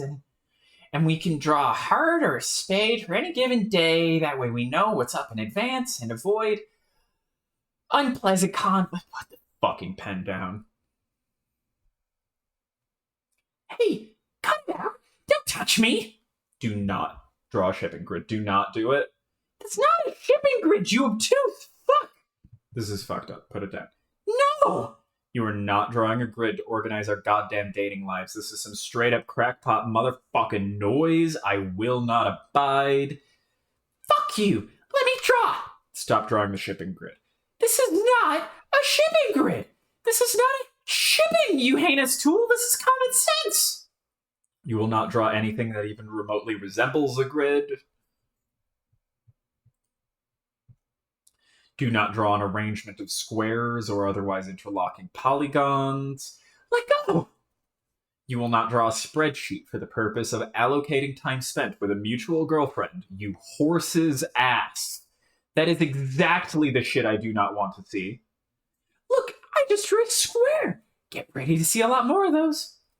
No, stop. Do not draw any additional squares. Do not draw any quadrilaterals or trapezoids or rectangles or any fucking endrangles or especially not any goddamn rhombuses. I do not want to see your lines making any right angles. Do you fucking understand? Only discs here in Davetown. Only cans. No circles. Tall circles is a terrible word. In my mind's eye, I am picturing a beautiful lattice of lines and compartments, interlocking with sublime precision at 90-degree angles. I imagine this modular reticulation as an elegant vessel, if you will, for the grand synthesis of our shared shipping dreams. No, that is a perfect example of what you shouldn't be drawing. Yes! No. Fuck yes! Oh, look, another square, sort of, kind of wobbly. It'll have to do. No, you fuck. Wait, I think it's coming. Here it comes. My first ship. It's going in the square. Put the goddamn pen down, you fucking piece of shit. Hell no. Yes. What is your problem? Oh, fuck. This is so sick. Does she even know you're doing this? Doing what? Splitting up her time in a grid for your stupid rotating hate date plan. She will soon enough. What a presumptuous sack of shit. Put the fucking pen down. No, I'm drawing. Step away from your dumb, ugly scribble grid. Get lost. You're messing up Rose's book. You smell bad. Don't talk to me about rank smells. You are the fucking big man of smelling bad. You dominate the paint with your stink. Oh my god, are they stink fans? I think they're stink fans. My Lucis brought things home that smelled more appealing than you. Important fact, 100% of what he brought home was either a dead animal or literal feces. Oh yeah, we'll check it out. You smell like if someone took a dump on a butt. How can she stand you with her sensitive nose? Have you ever even washed that ridiculous outfit? The magic fucking pajamas. They stay perma-clean or something. They're enchanted and comfy as fuck. Give me that pen. No, it's mine now. I'm keeping it on principle. It's the dicks. Carcat. Whoa, man, what are you doing? Why are you drawing all of these human dicks? How do you even know what they look like? What have you been watching, man? I'm not drawing those. You're making me draw them. Stop that. No way. This book is now like our fight-fueled Ouija board of cock. Stop. No. No. Fuck. Okay. No. You drew that one. You drew that one. No. Don't pretend you didn't. Are you sure, man? That's the spooky thing about penis Ouija. You can never be sure who did the dicks. Was it you, or me, or maybe a ghost? Fuck! Let go of me! Give me the pen. No! Yes. No! Yes. Fuck! Take it! No. What? We're still drawing. Let go! Are you kidding? This is a fucking masterpiece. We have to see this through. I'm trying to let go of the stupid pen, but you won't let me.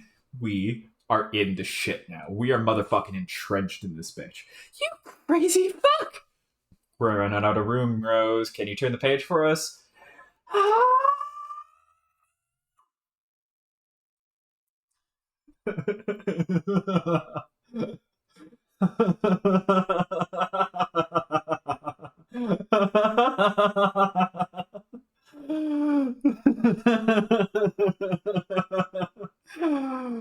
Oh my god, I'm so gay and I need to wrestle so bad. I just need to get a girl in a headlock and then suplex her. That's all I need. I don't need therapy. I need to suplex. I need T for T suplexes. This altercation is becoming uncomfortably physical. Get the fuck away from me! What are you talking about? You know what I'm talking about. Shut up and draw another penis. You don't even understand the social implications of all this hostile touching and grabbing, do you? I don't even feel that way about you, Strider. Just step off! Remember, like, last page when Carcat was saying he didn't think Dave could do the black rom thing? Wasn't that funny? Way back when? Almost like his eyes are vacillating now. Man, if you want to look at it this way, that way, then that's your business. This is just an old-fashioned beatdown where I'm from. Deal with it. Why don't you, old-fashioned, go fuck yourself? Stop biting my cape.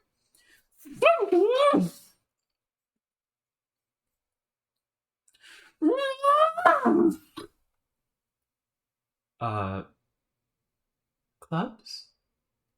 Shit. Struggle! Are you serious? Dude, unreal. You were like a cape magnet. Hold still.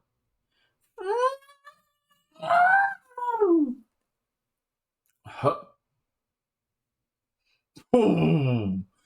Booyah! Everybody, stop what you're doing immediately. Whatever it might be, another dream bubble is approaching rapidly. Everybody, man your stations. By which I mean go about your business as usual, I guess, unless you want to meet up here and check it out. Over. Year 1. Ghostbusters 2. MMORPG. John, I really think we are scraping the bottom of the barrel here. No way, this game rules. I just never gave it much playing time before because, well, I guess I always had better things to do. That's sort of my point. Where did you even get this? Years ago, I found it on a store in the store on the bargain rack. It was only $1. Isn't that awesome? I don't really think this is my kind of game. But I will play it with you today because it is technically your birthday. Yes, you won't be disappointed. How many people did you get to play this? I don't know. I only showed it to a few people, but I guess hundreds are playing it now. Nobody's very good at it, though. I keep trying to tell the salamanders and chess guys not to cross the streams, but they keep crossing the streams. Just between you and me, I think a lot of them aren't very bright. Why can't you cross the streams? Jade, please. It is just something you can't do when you're a Ghostbuster, because it spells big trouble. Everyone knows that. You should hurry up and make a character already so we can get started. I am working on it. There's so many options. What kind of Ghostbuster should I make? Just any old Ghostbuster, so long as he looks awesome and like he means business. I will begin organizing our squad. What do you have to do? Well, first we need to buy an old abandoned fire station to use as headquarters. Luckily, half the city is composed of abandoned fire stations that are for sale. It's actually kind of a really stupid game in a lot of ways now that I think about it. No. Hey, shut up. I take it back. It's great in every way. Sure, June. Whatever you say. Okay, now I have to find us a mission. Gotta hire a sassy secretary. Just have to pursue this extensive palette of sarcastic red-headed ladies. Okay, here is a good one. Then we wait for a phone call. This can take anywhere from 10 seconds to several hours. Are you serious? But that's fine. There's lots to do in the station to kill time. Like talk to Slimer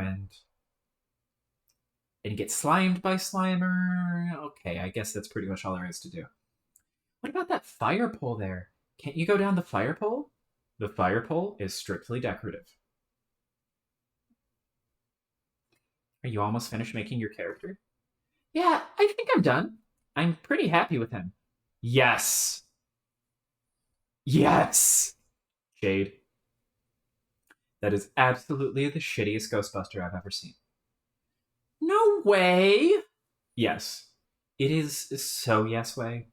He's adorable. What are you even talking about? Jade, I thought you were going to take this game seriously. That is not a serious Ghostbuster. No ghost could possibly fear that thing. I don't want ghosts to be afraid of him. I want to make friends with some ghosts if at all possible. It is not possible. Ghosts are known to be cruel and mischievous. Tricksy, if you will. They will not want to befriend your foxman. They will only want to cover him in slime and then fly away. I really think you should consider redesigning him. Nope, I am keeping him. Okay, well, if you want to turn our squad into a fucking joke, that's your business. Shut up, or I'll give him a pink jumpsuit. Seriously, these head swap options are such noobs. I feel it's only fair to warn you. I think I will manage to survive the embarrassment in front of a bunch of salamanders and crocodiles. Okay, fine. You get a pass, but only because you yourself are a furry. Thank you. What? Nothing. Is someone messaging you through the game? Who is it? Damn it, Jade.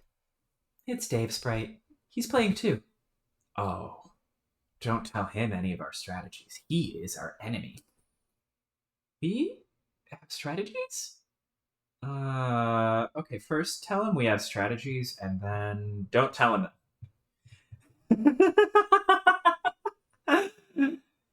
Oh god.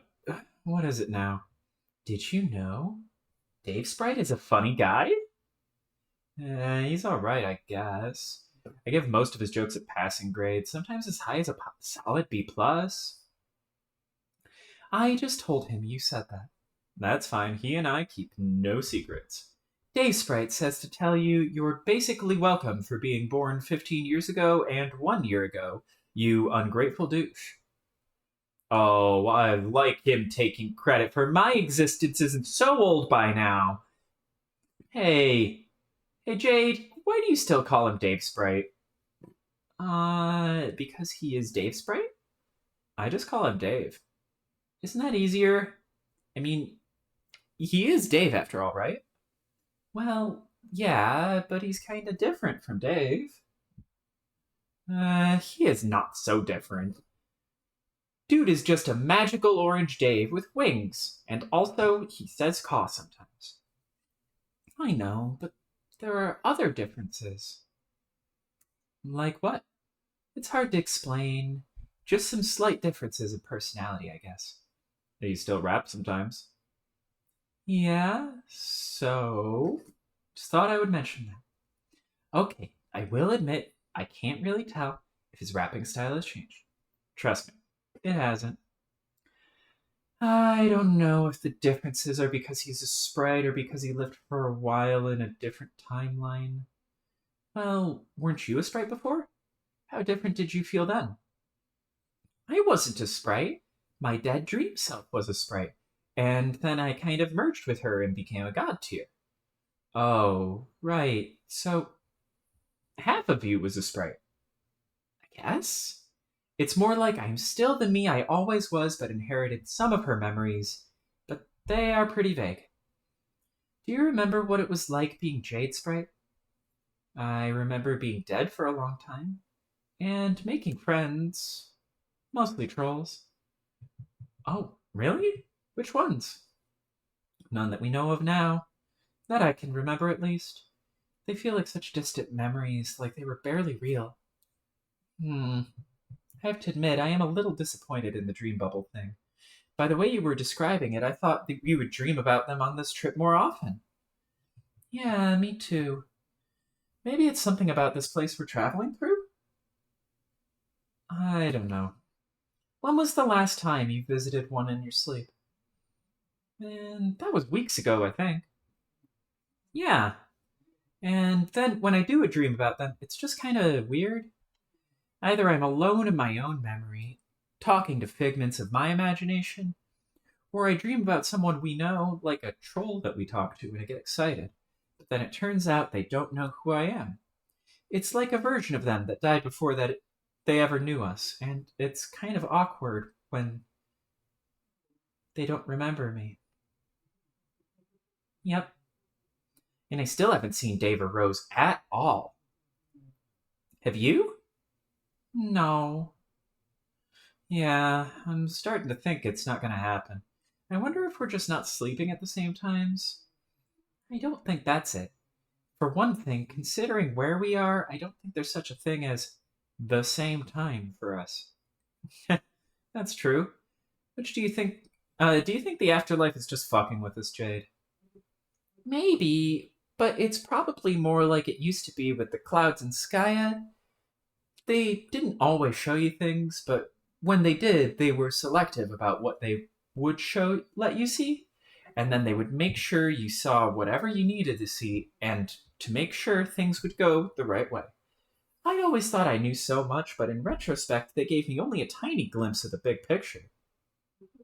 That is so infuriating. I guess.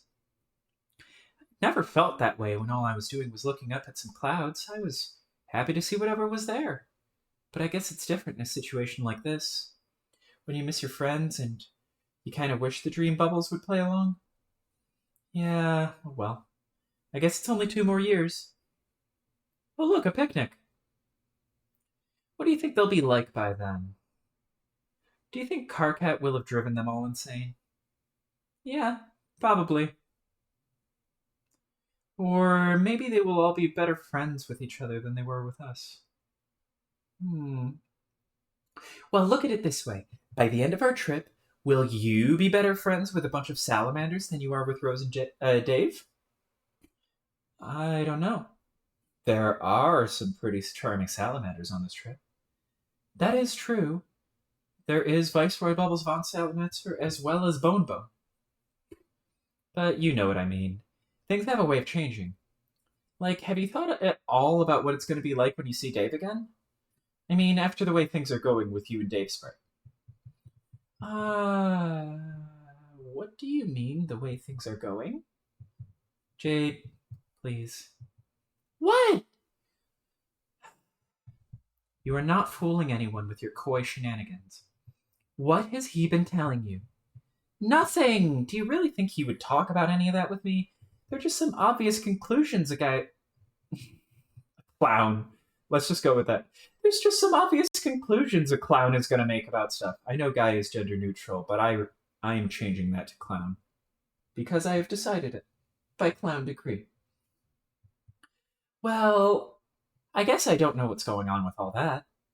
I really don't. All right, fair enough. What do you think he would think about that? Uh huh. The other Dave. I mean, hypothetically. Aha! So you have thought about it. I am only wondering because you brought it up. Yes. Yes, I did. Then what do you think? I have no idea. We would probably never find out one way or the other, regardless. There's no way that that would become textual. Maybe. Well, what about you, John? What about me, even? Remember how you told me how Carcat kept sort of trying to set you up with Rose? Yes. You told me this on more than one occasion, if I recall. What is your point? Well, I have kind of wondered to myself if you kept bringing that up because on some level you wanted that to be true. Oh, man, Jade, listen. At this point, I could get not give less of a fucking rat's ass about romancy stuff. I would rather just play some games and chill out for several years on this magical flying boat and be an asexual clown. Is that too much to ask, Hong Kong? Not at all. That is perfectly fine. When I catch up with our buddies, I'm sure I will give Rose a nice, friendly hug. Aw. Whereas I will offer Dave a tender bro embrace and shove Carcat down a flight of friendship stairs. But that is it. It's all very complicated and bothersome, Jade. What? You know, matters of the heart. Okay, you may laugh at my choice of words, but it is true. It's really befuddling and distracting when you are on a major quest to make universes out of frogs. Who even needs it? I guess you have a point. Like, you remember that troll girl who was sort of into me? Mm-hmm. Well, okay. That seemed like a pretty big deal at the time. It really seemed like she liked me, but also she was probably insane. I mean, like in a trollish, murderous kind of way. Yikes. But craziness notwithstanding, I didn't really know what to think. I guess I thought she was cool at the time, and I was honestly kind of flummoxed about it. But the point is, when all was said and done, that was just some stuff that happened over one day, which was a whole year ago already. I barely even remember what we talked about. By the time we meet up, she probably won't give a shit about me at all. Which, let's face it, it's probably for the best. I think we make things more meaningful in our head when they're happening than they really are. Like, realistically, there were probably a lot of things that went on that day that didn't mean that much. Like, remember how you said you thought Carcat was getting this silly angry crush on you? That was just my hunch. Yeah. I mean, do you really think after 3 years he's still gonna have the rage hots for you? Oh my god. This is so embarrassing. Oh my god. I feel like I'm reading Carcat's own fan fiction. Oh my god. I seriously doubt it. At least, I hope not. I don't even think he is that crazy. Anyway, my point is, who even cares about all that? Romance and dating are dumb and boring. We are legendary heroes, and we have bigger fish to fry, like that smug fat ass over there on the horizon. He sure looks pleased with himself. Just look at him. He thinks he is like the undisputed king of that mountain or something. That is so outrageous. Follow me so we can seize the high ground against this hideous ocean-dwelling marshmallow man and steal all of his treasure. Is that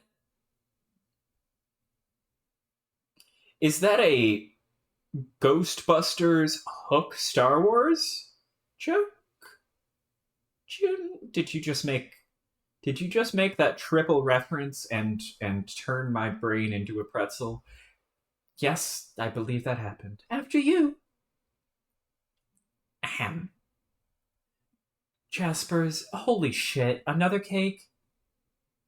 Well. But there are still all these others we haven't touched. Nana is really baking up a storm today. It's today. Wow, I'm gay. I'm just gay. It's it. I slipped gay because Freud gay. Yes, I'm gay. Hi, Orc. I'm gay. Ahem. Meow. Jaspers, whoa, what are you doing? Meow, meow, meow, meow, meow. Meow, meow, meow, meow, meow, meow. Jaspers, no! It's fine if you want to sing the birthday song or the national anthem, whichever one that was. But for the love of God, don't meow it. You're going to rile her up. Meow, meow, meow, meow, meow, June.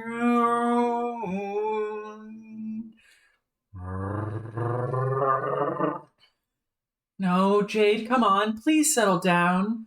I can't help it. Damn it, I'm not really mad at him, I swear. Meow, meow, meow, meow, meow, meow.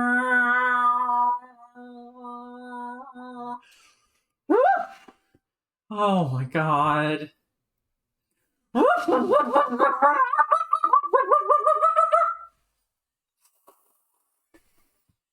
Ah! Boom. Nap time.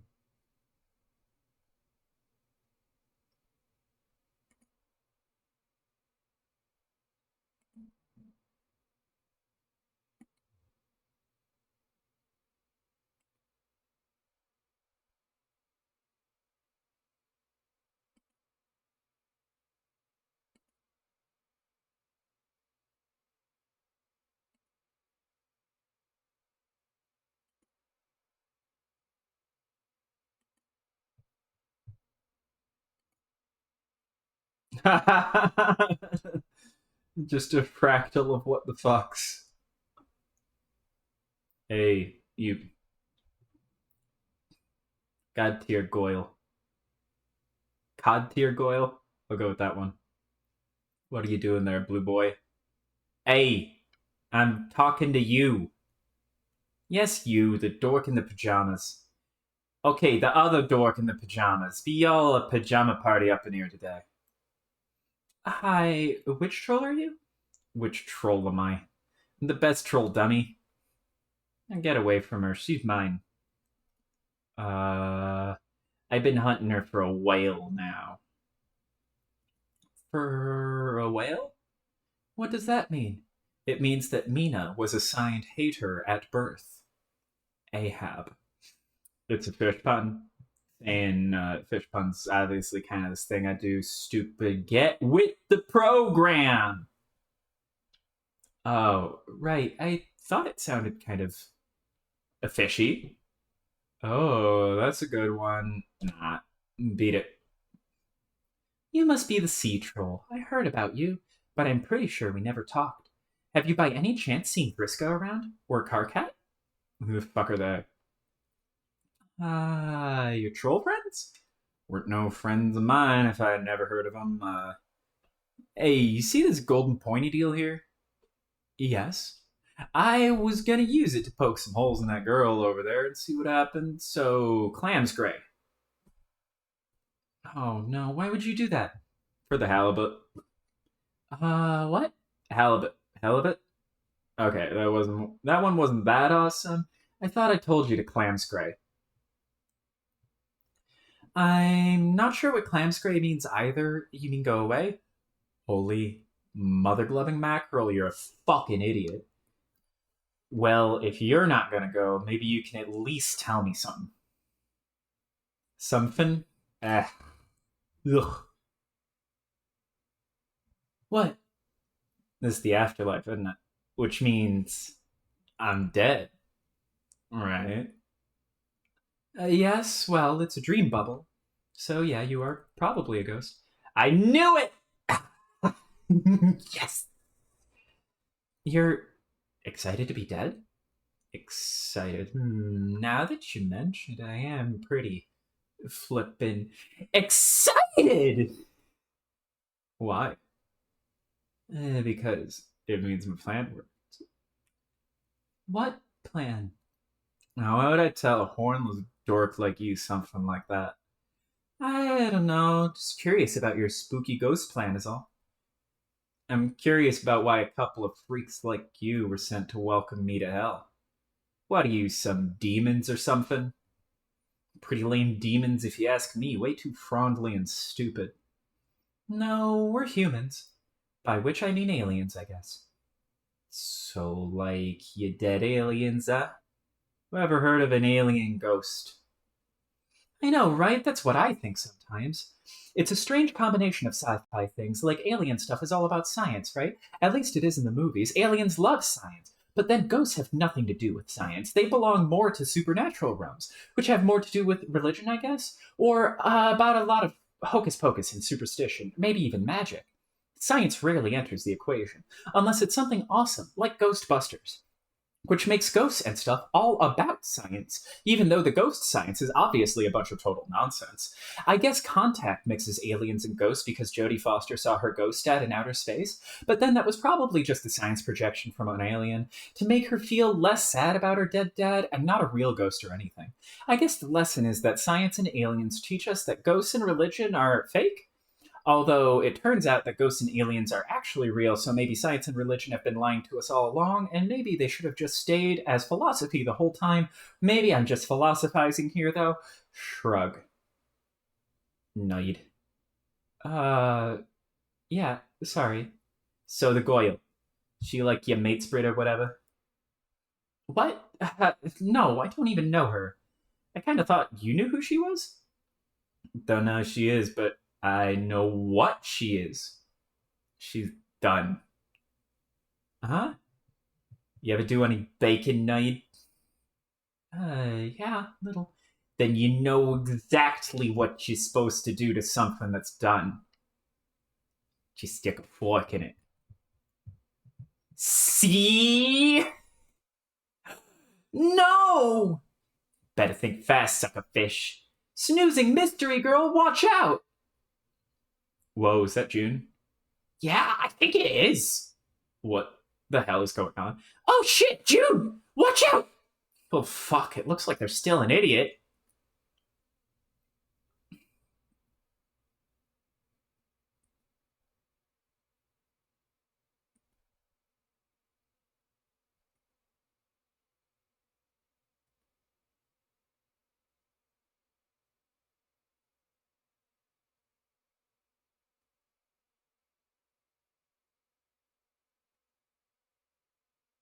Oh. Arachnid's grip began trolling Gallows' calibrator.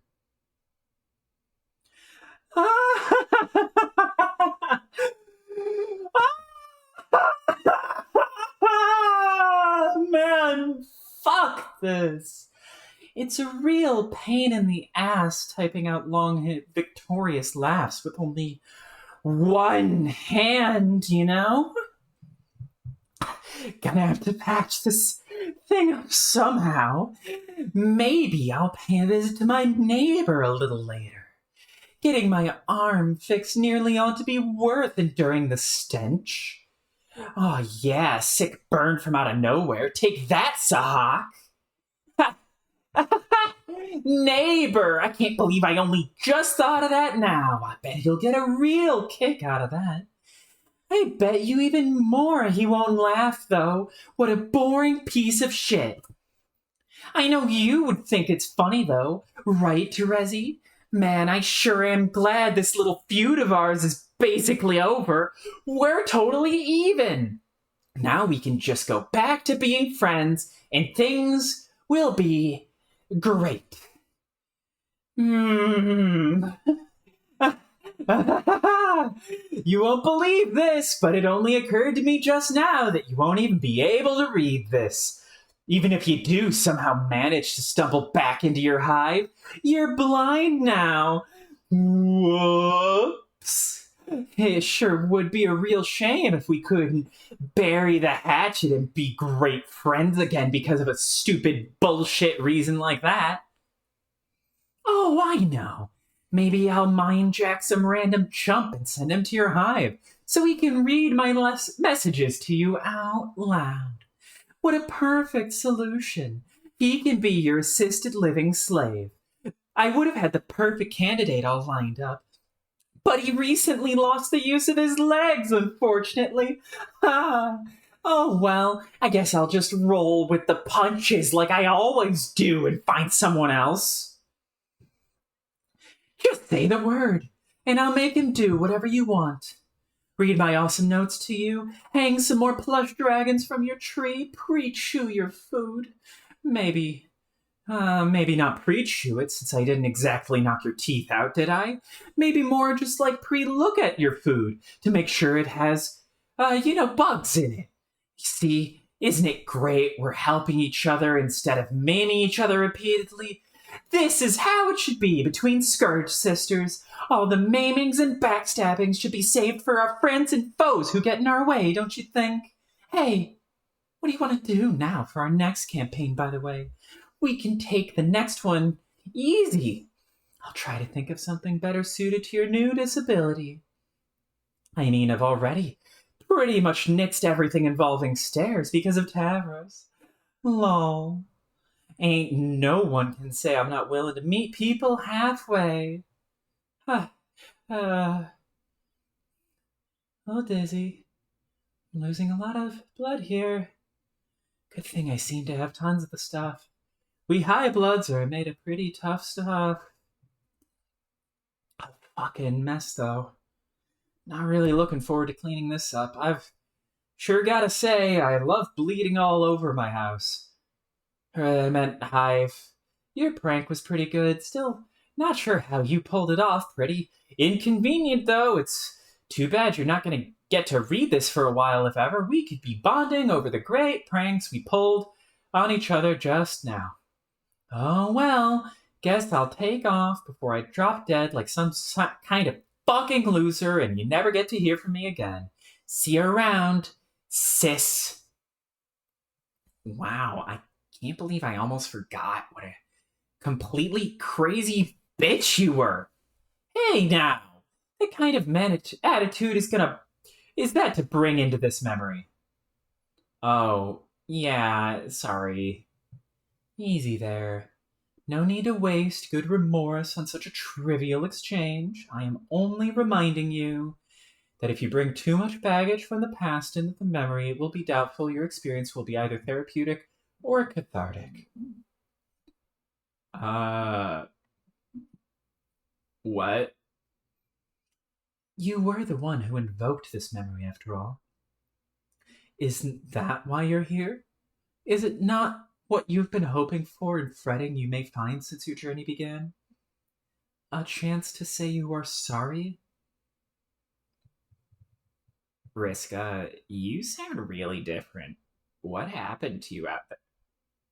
Sorry for the ruse. Though it shouldn't have been far from the truth as it possibly could be.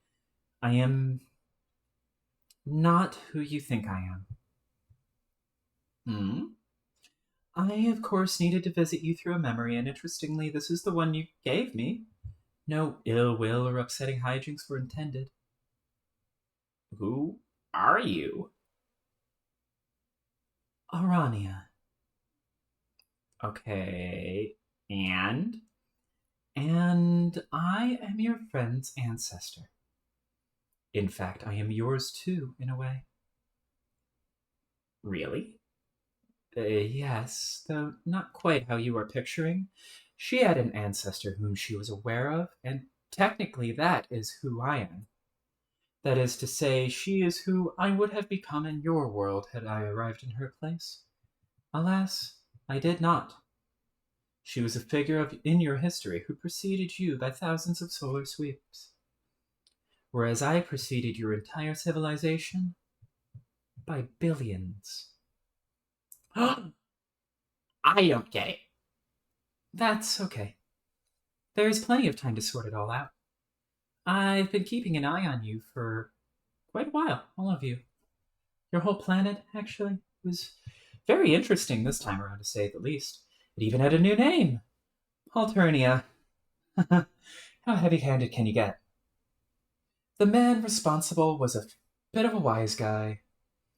He rewrote everything. Wise guy. Harry Anderson's wise guy. He had a knack for overzealous storytelling with his pony pals, which is a harmless enough habit usually. I'm guilty of it myself sometimes. But is it not so harmless when the perpetrator is omniscient? It is not so harmless when the perpetrator is omniscient and omnipotent. Omniscient? You mean Mr. Milkshake? That's right. But he's dead now, and his story is over. The book on our universe is closed, both for my instance and yours. This being the case, I thought it would be the right time to introduce myself. The combined work of my group and yours is unfinished, and the outcome has not yet been assured. The true ultimate reward has yet to be achieved. No safe haven has been created that is free from the devastation caused by Mr. Milkshake's grand deception. Our race is still teeters on extinction. The members of your party, and one noteworthy fugitive, are the sole survivors. We must work together to create that haven, outer haven, and restore our race so that the will of the sacrifices we all made will not be in vain. But in order to repair the unthinkable damage that has been done, like a C-section gone horribly wrong turned into a great big snake, we need to allow ourselves a chance to heal first. Old wounds, old regrets. They will serve no purpose on the rest of your journey. For you are a gun, and you need sights. Regrets? Are you talking about me and Vriska? Sure. You have to start somewhere. Do you know where she is? Not at the moment. But the more time you spend here, the more likely it is you will find whomever you are looking for. On the other hand, if it is the unknowable will of the gods, you may dance around each other indefinitely as you pass through this space. It is hard to say. Oh. Okay then. I am not sure whether to be relieved or frustrated by that. Well, if she had been dwelling on this in this bubble like you thought, what would you want to say to her? Surely you would not have just argued about the past? No, I still don't know what I would say to her, though. Then what would you say to me? I would say, even though she did some bad things and was totally impossible most of the time, I wish she wasn't dead. Is it weird to miss somebody who did nothing but cause problems? Like Jenny. No, I can empathize. She was a serious troublemaker in your party. Many player groups have to deal with those. I feel as though we had one of the worst cases in our party, but when all was said and done, she was still our friend. I keep wondering if there was another way. Something other than letting her go or killing her. I try to remember what I saw when I looked into the vortices of possibility, and I just can't remember anything besides those options. Even if those other chronicles would have resulted in death for everyone, was that really all I was capable of? Either losing the nerve to go through with it or stabbing her in the back and nothing else? At the moment, perhaps. You know very well the channels of possibility that at that exact juncture resulted from her decision paths as well as yours. But even so, when it comes to your key decisions, the possibilities are probably fewer and more discrete than you have presumed. Otherwise, you would not see results consolidated into those vortices, would you? Possibility would resemble an enormous hazy field of infinitely subtle variations and micro-choices. Imagine if at that moment you truly were capable of anything, no matter how outlandish, absurd, or patently fruitless. How would this vast amount of information present itself to you through your senses? What difference would it make in your final decision if all other tributaries of whim spilled into the same decaying future? And what would this make of your agency as a hero, meant to learn and grow? Look at it this way. Imagine that over the course of somebody's life, they are truly capable of every conceivable action at every moment, Bagel, and did indeed take every one of those actions in different branching realities, everything, Bagel. Doesn't a scenario like that deaden a person's agency, nihilism of the everything, Bagel? Just as much as the one where their fate is decidedly etched into stone as a single path of unavoidable decisions, the hole inside of a donut, the donut's hole within a donut. Who exactly is that person who can and does make all conceivable actions in both the bagel and the donut's hole, other than someone perfectly generic and maybe even a little cheesy, who only appears to have unique predilections and motives when you examine the arbitrary path they happen to occupy? I don't know. Pardon the esoteric tangent. These are my instincts as a hero of light kicking in. Yeah, tell me about it. It's hard for us to resist prattling on about matters like this. Oh, God, like Rose. Yeah, she never shuts up about it. No offense. You may seek to understand your decisions and look for justice in their consequences. You may wonder why honorable choices from the innocent are punished by banishment to a timeline in which everyone dies and all is gradually dissolved. It helps to understand your role, not just as a hero who must overcome, but as a single capillary within a much larger bioexistential system. Think of it like a circulatory system where the veins and capillaries that do not help the overall flow of the blood through the system are likely to wither and die. Those are doomed offshoots, under a constant state of delta, or flux.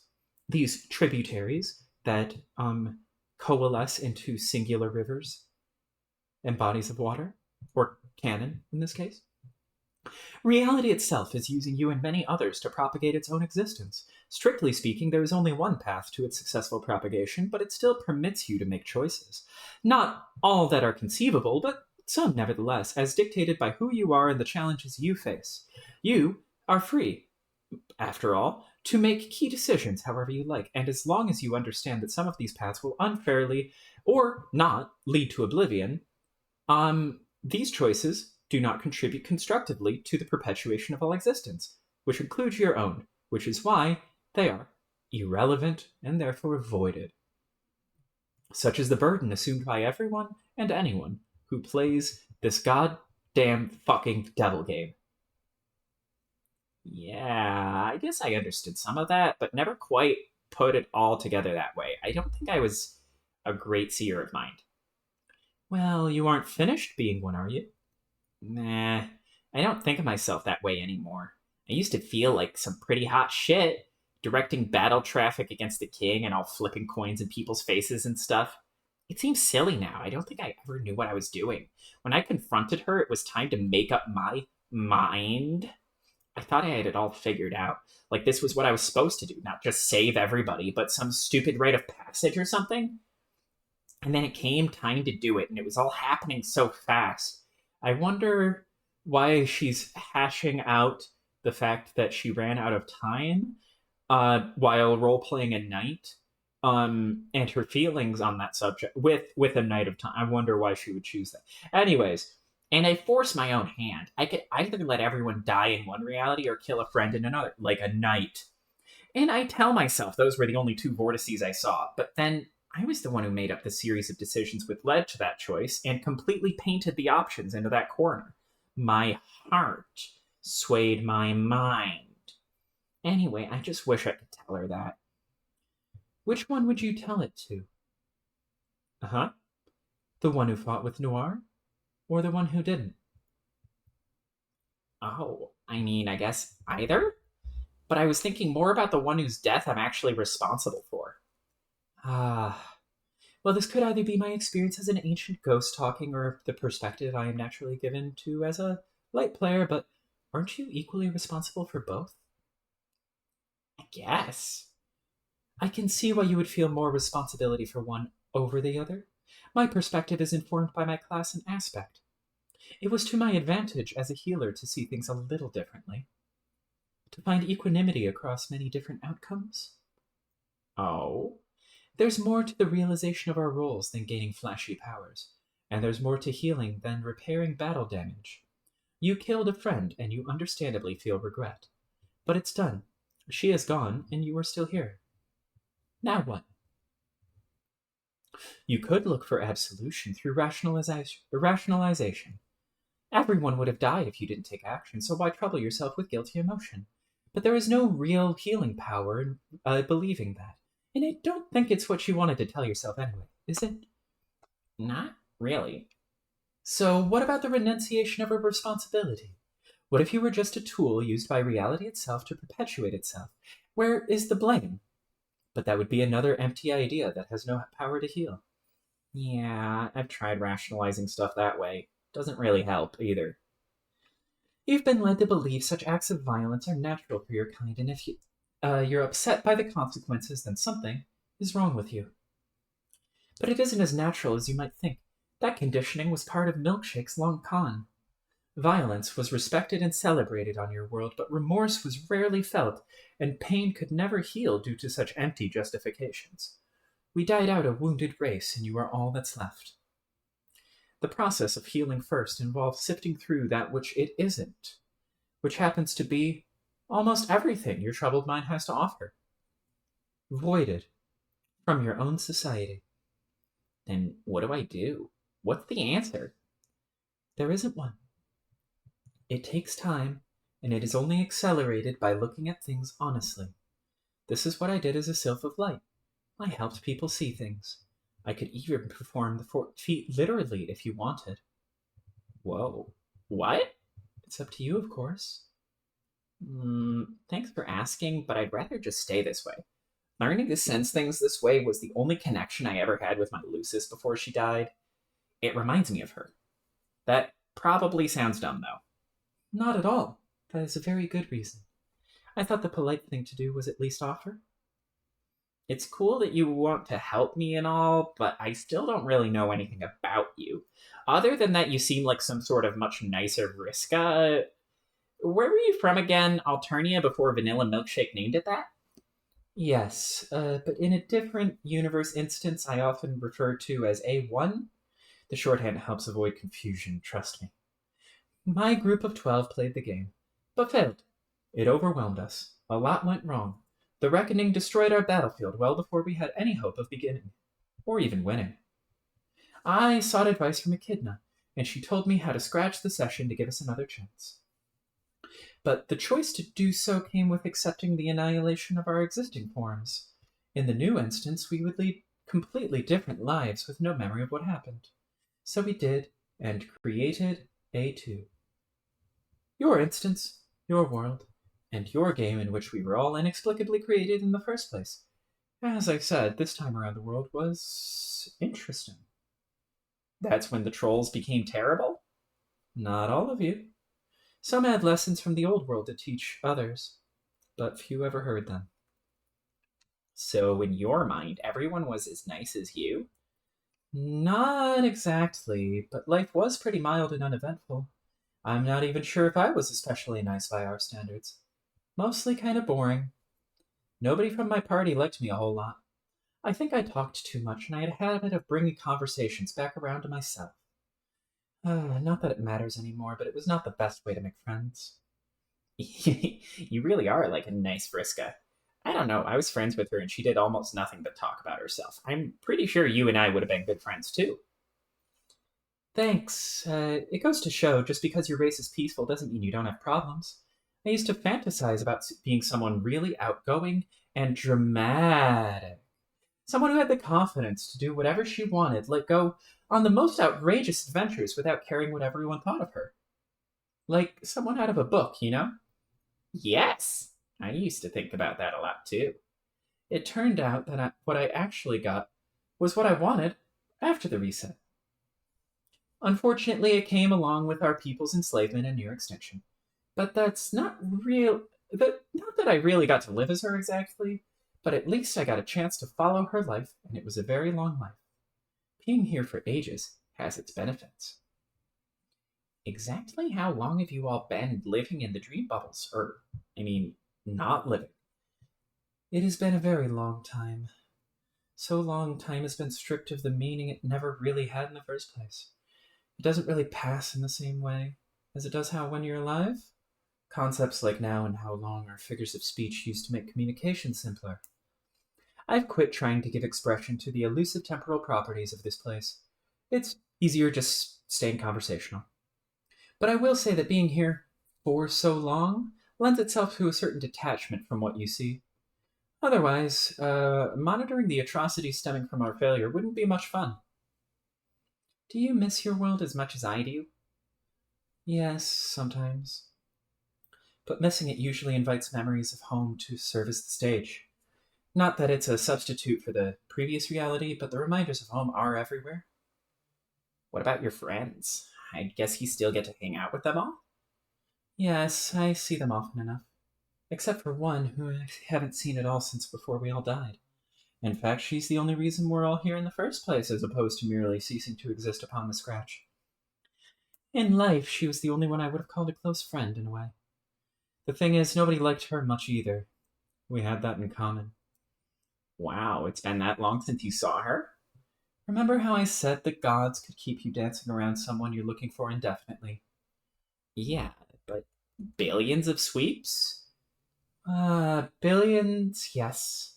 In a manner of speaking. Is she by any chance the troublemaker you were talking about? That's right. In fact, we are on our way to visit her now. Oh, so that's where this branch is taking us. Notice the moon up there? And and not the larger green interloper. Interloper. That one never belonged to my world. It is your memory, not mine. Yeah, the cute little bubblegum moons. That's where she is? It's the setting of the memory she entered. From her perspective, she has just arrived here. Your friends should be joining us too, before your meteor clears the bubble. And maybe together we can bring the thief of life up to speed.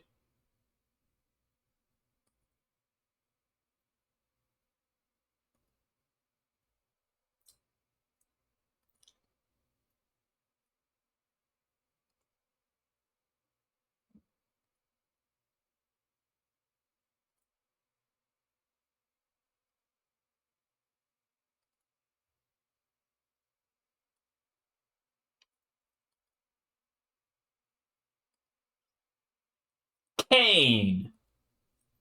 Oh, shit. Oh, no. No. How can he be here already? Why did I not see this coming?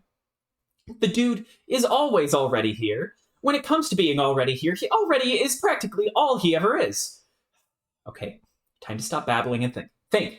Think, imagination. Just when I needed you most. Please let that be grub sauce. Please, oh please, oh please, oh please let that be grub sauce. Oh god, oh god, oh god, oh god. Oh no. Oh, Slick! Slick, he's come to finish you off. We've got to hide you somewhere. Now that Rufio is gone, you are my only friend. Oh, you're good company too, humanimal butler who may or may not be Arthur. I didn't mean nothing by it. What's that, Slick? Oh, yeah, Ms. Paint too, of course. He's already sticking up for Ms. Paint. But that's a little different. Hey, what do you mean? So what's his story? Is she available? No, she is not available. And just what do you mean by that? No, she will not be available soon either. Hey, get back into bed. I'm trying to save your fucking ass here. Go ahead, stab all you want, like your stupid curmudgeonly shankings aren't so totally played out already. Shh. My god, the footsteps. That horrible peg-leg on my hardwood floors, like a tick followed by a talk. He's coming. There's no time to lose. We've got to get you out of here. Huh!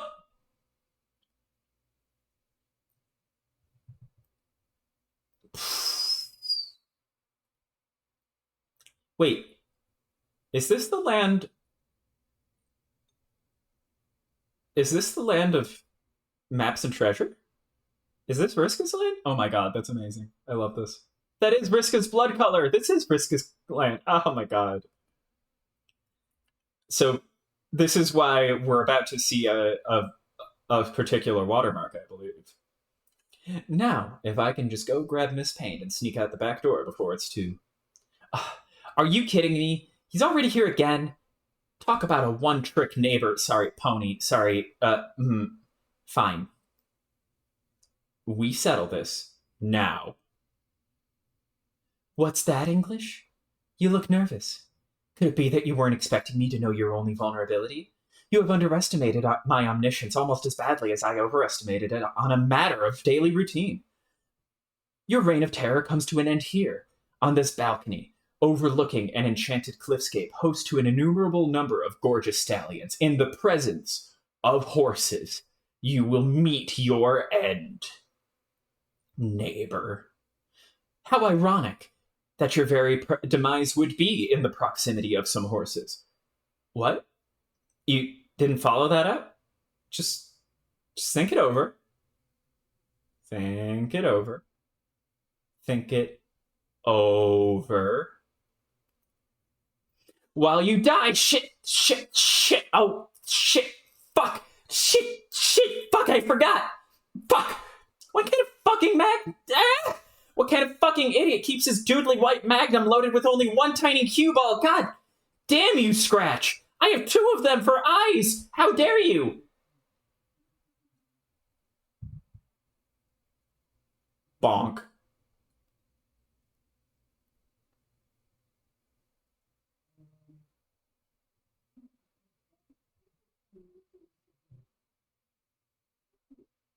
Bonk.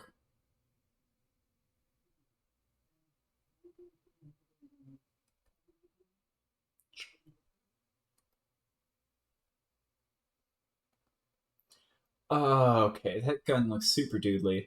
Way doodlier than the one I just threw at you, and I am probably screwed. How did I pull this wand out from somewhere when I threw the gun? I don't understand.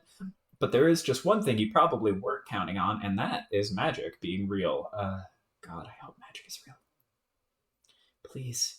Please let magic be real. Please let magic be real. Please let magic be real. I believe that magic is real right now. I believe so hard in its reality that it is becoming slightly less fake before our very eyes. I believe its fakeness was just a lie coughed up from a dark magician's spurious asshole. I believe in fairies. I believe dragons aren't bullshit. I believe heartily in the giggles of all the cherubs in heaven and the metric tons of special stardust they consume each day to fuel their laughter. I believe, with the conviction of a million frothing zealots, in the combined pranks of a million billion leprechauns strong, and in the tiny erections they each get from playing them. But most of all, I believe in you, Rufio. I believe in you. Aw, fuck, who am I kidding? Magic is fake as shit.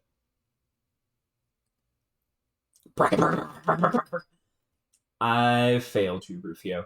By the way, this is just bark. Bracka, bracka, bracka is just bark. I'm just gonna say that here. I failed you, Rufio. I failed you.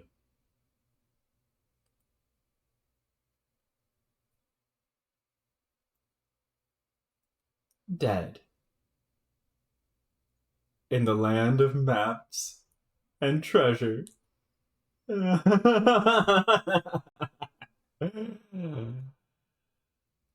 Ah.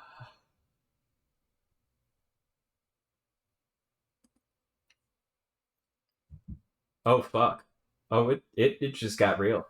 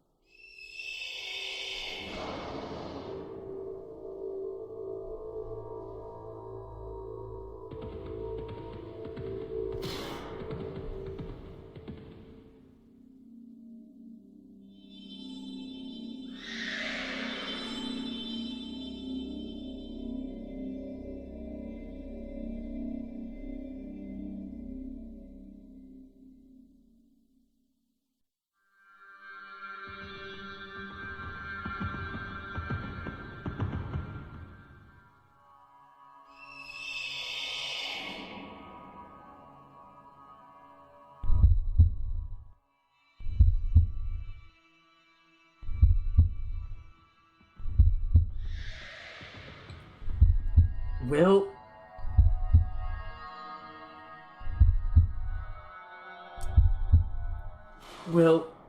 You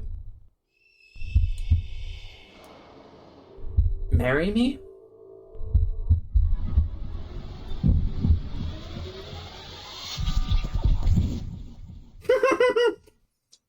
The football painting! The football painting! They showed the football painting! Oh my god!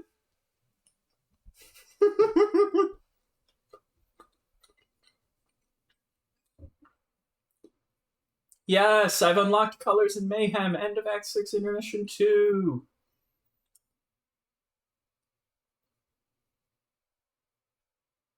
End of year 3. Well, that's a good time to not only end the stream, but a good choice for a stream to start back on. So hell yes, both counts.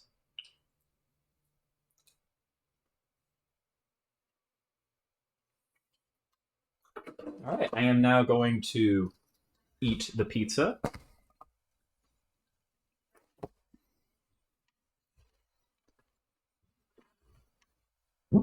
And I hope you all have a good night.